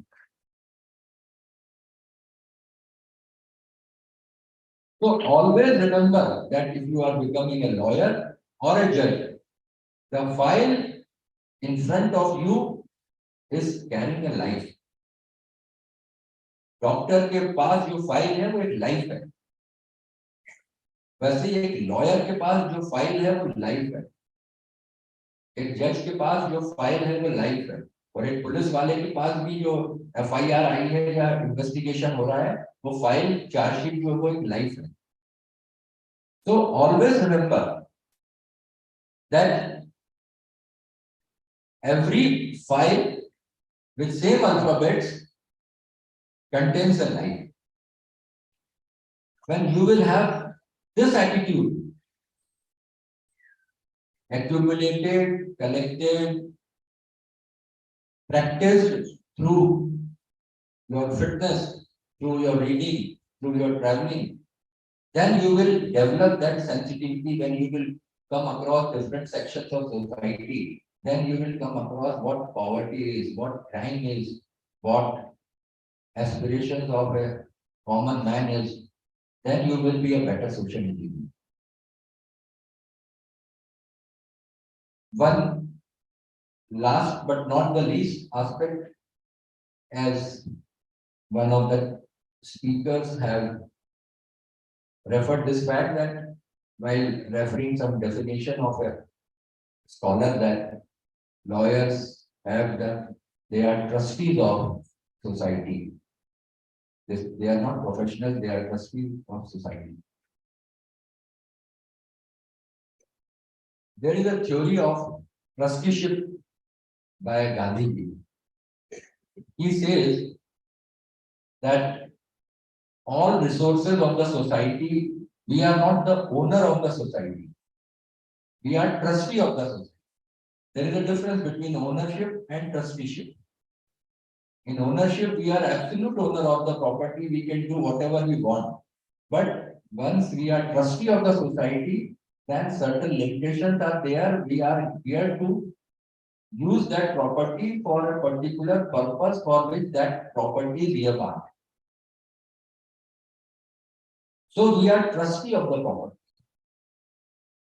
So lawyers, being social engineers, being leaders of society, always think of having some positive attributes, positive attitude towards life. They can have a very small measures to their credit to start with, to begin with. Like you can commit to yourself that in my life, I will do 2 or 3 these type of decisions or things. Like I will try that in my lifetime, I will plant one sapling which will convert into a full-fledged tree. That can be, that trust reposed by society in you is paid back. Because in one,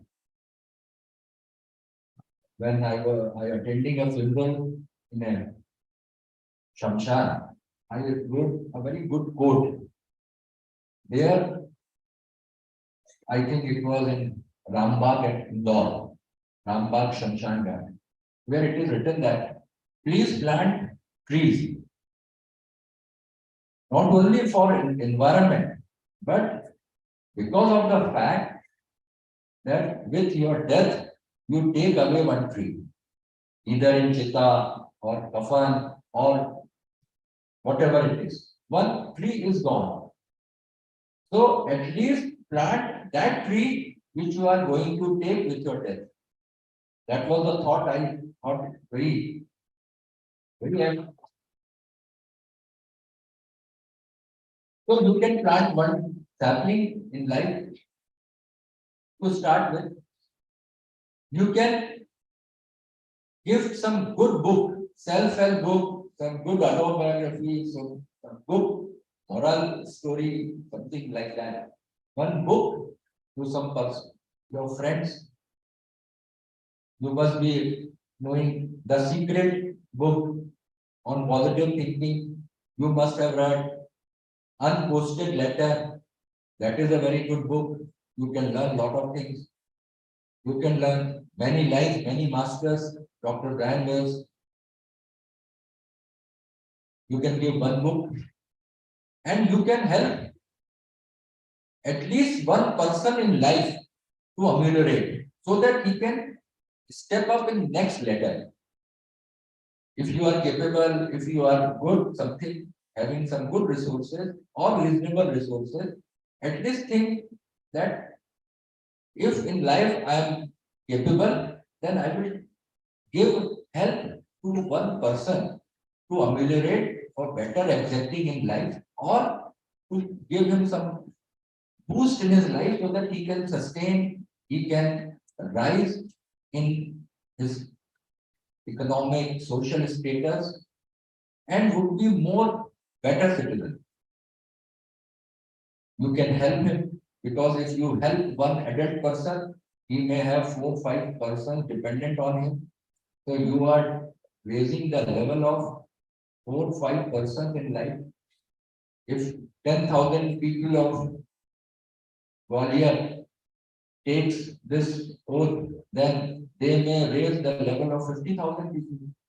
So this is another trusteeship theory which can be contemplated by you, which can be practiced by you as social engineer, and that will enhance your aptitude as well as attitude.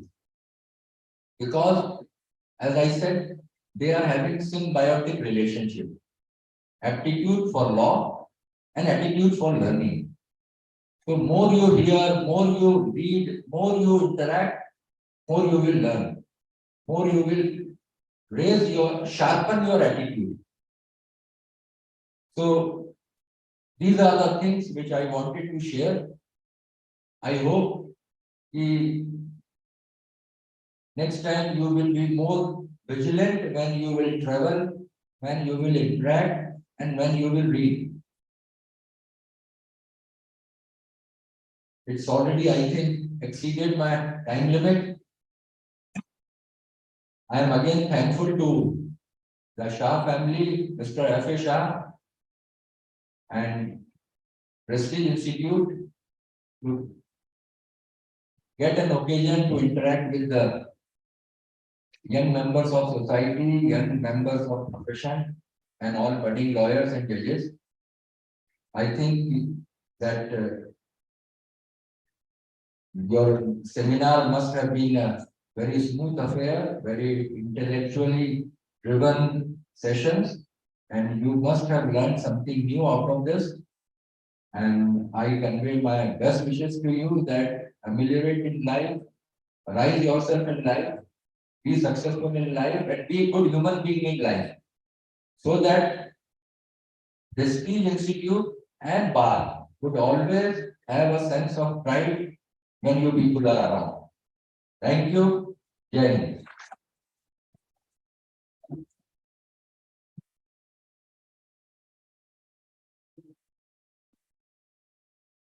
Thank you so much, sir, for sharing your wide knowledge and experience with us. We are enlightened by your expression that were full of enthusiasm and valuability. We can all do great things on this earth, only small things with great love.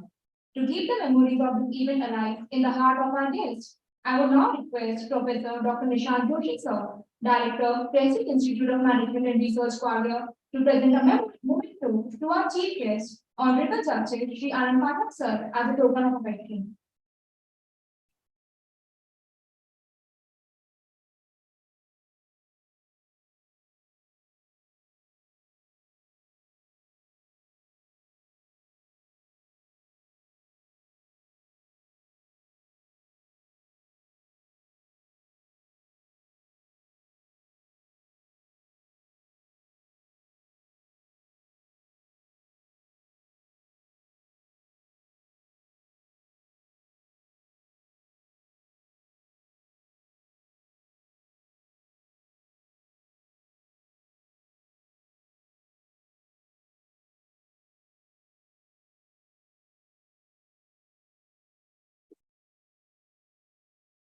Thank you so much, sir.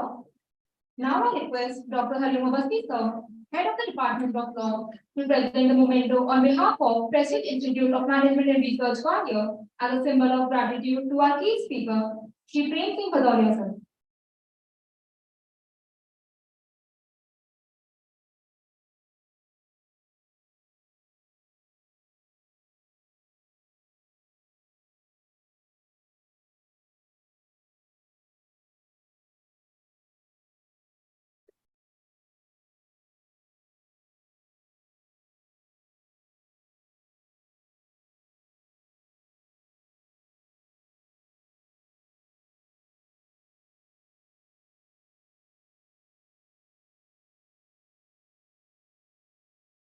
Thank you so much, sir. Now I would request Dr. Akash Gupta, sir, to present a memento on the behalf of Prestige Institute of Management and Research, Kwagya, as a symbol of gratitude to our special guest, Shri Yavar Ali Shah, sir.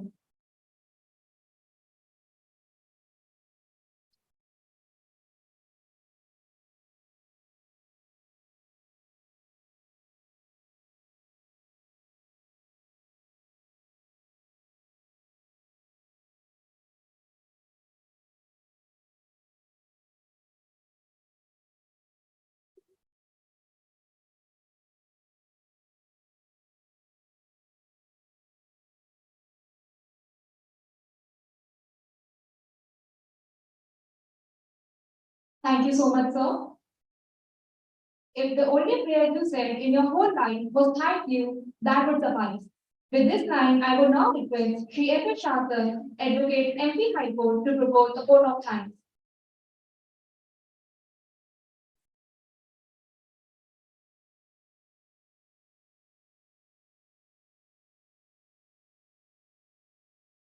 Good afternoon to you all.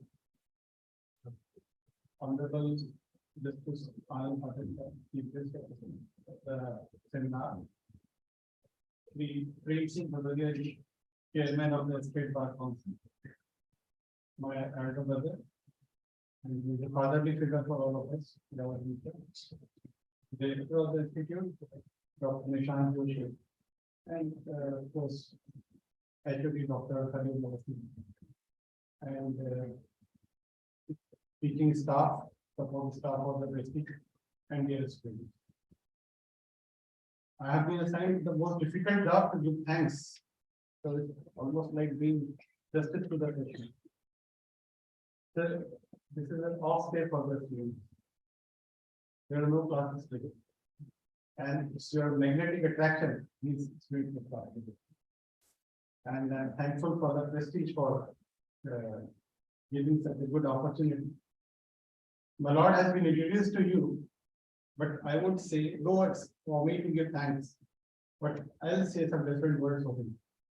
You see, friends, suppose you are in a ground for cricket match and one of the player has not come. And if my Lord is there, don't worry. He is having exposure in cricket up to the national level.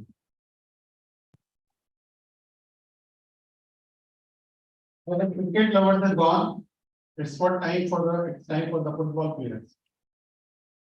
And if in football team situation is same and my Lord is there, don't worry, he'll take care of that. He's a good player for that also. And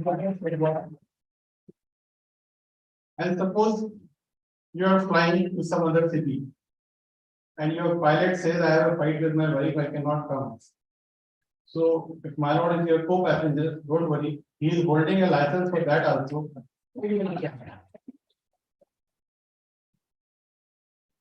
So when such a versatile personality is in the institute, who is not just a wonderful human being, had been a good lawyer, and an exceptionally loved and followed judge also. Many of you must have seen in photos and have seen what the way he conducts the court proceedings. And every time you sit in his court, you not just take with you some new rulings and some new vision for the law, but some few good human values also. And this is what reflected from this address to you also. Sir, I am thankful to you for accepting the invitation. And yesterday when I met him, he had some back problem. And even, how you so even after that, he stood here for almost 40 minutes. And this is really remarkable. This shows his commitment for his promises. Thanks for that. Respected Prem Singh Bhadaria ji, he is a very busy person. And when I requested him to hear the event, he took just a couple of seconds to say yes. And I never met my father, Justice Mother Isha, but he has heard a lot about him. So he said, when it comes to me with a chance to be a part of the event organized in his memory, I would never miss the opportunity. In the morning at 11:30, I called him. I said, Bhaisab, this is last moment reminder. He said, yeah, it is for him, and I have already left my office for the building. And when I came here after 10 minutes, he was already there. So he had already reached here before I reached here. So this is the way how he keeps his commitment. Sir, thank you for that. This is a seminar organized by the institute. It's not my family affair. And definitely it is the greatness of Mr. Nishant Gupti and his team, who always let us feel as if we are in a family. The same thing I am feeling today also. My family is there. We have some family function in the later part of the day. Because of that, my brothers, my sister, and their spouses all are come to the project. And this is just a chance. When I went to Honorable Justice Pathak Sahib seeking appointment for the day, I went to him with 2 dates, for 23rd of September and 30th of September. My Lord said, okay, 30th is fine because 23rd was working day for the High Court and he had some other engagement out of this year. So till then, there was no function for today in my family, but that has been decided on the later part. So this is just a very interesting coincidence.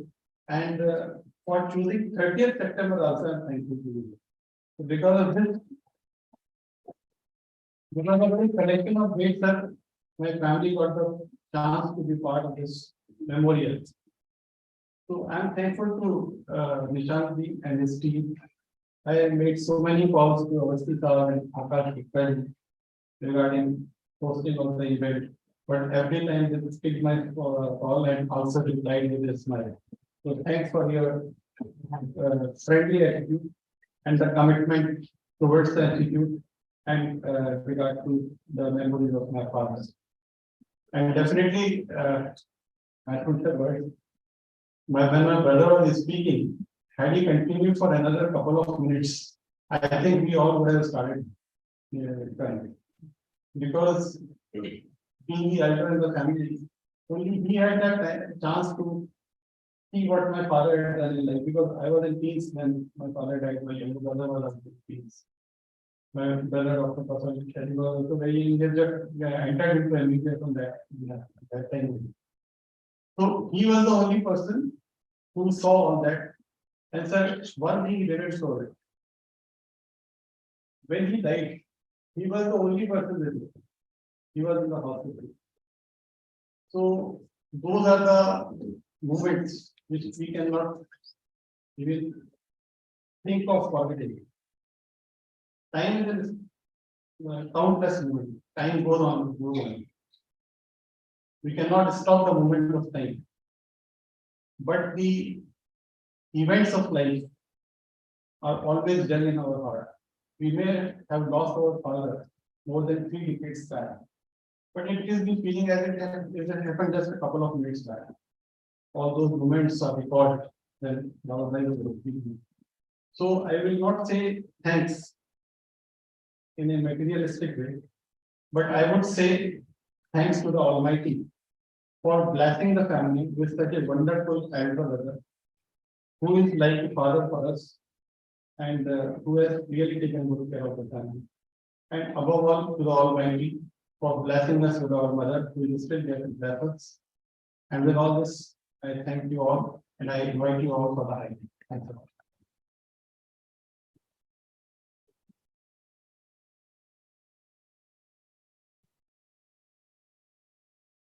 Thank you so much, sir. Now I would request you all to please stand for national anthem for national solidarity.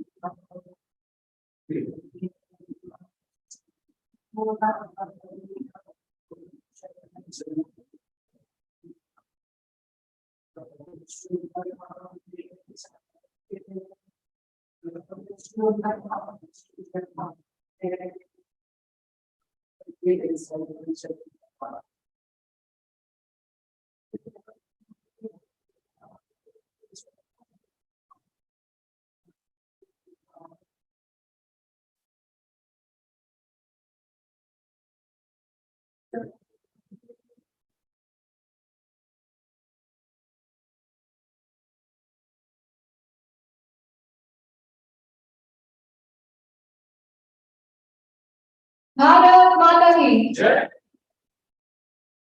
Now I would request respected dignitaries to kindly allow the faculty members and students for the group photograph.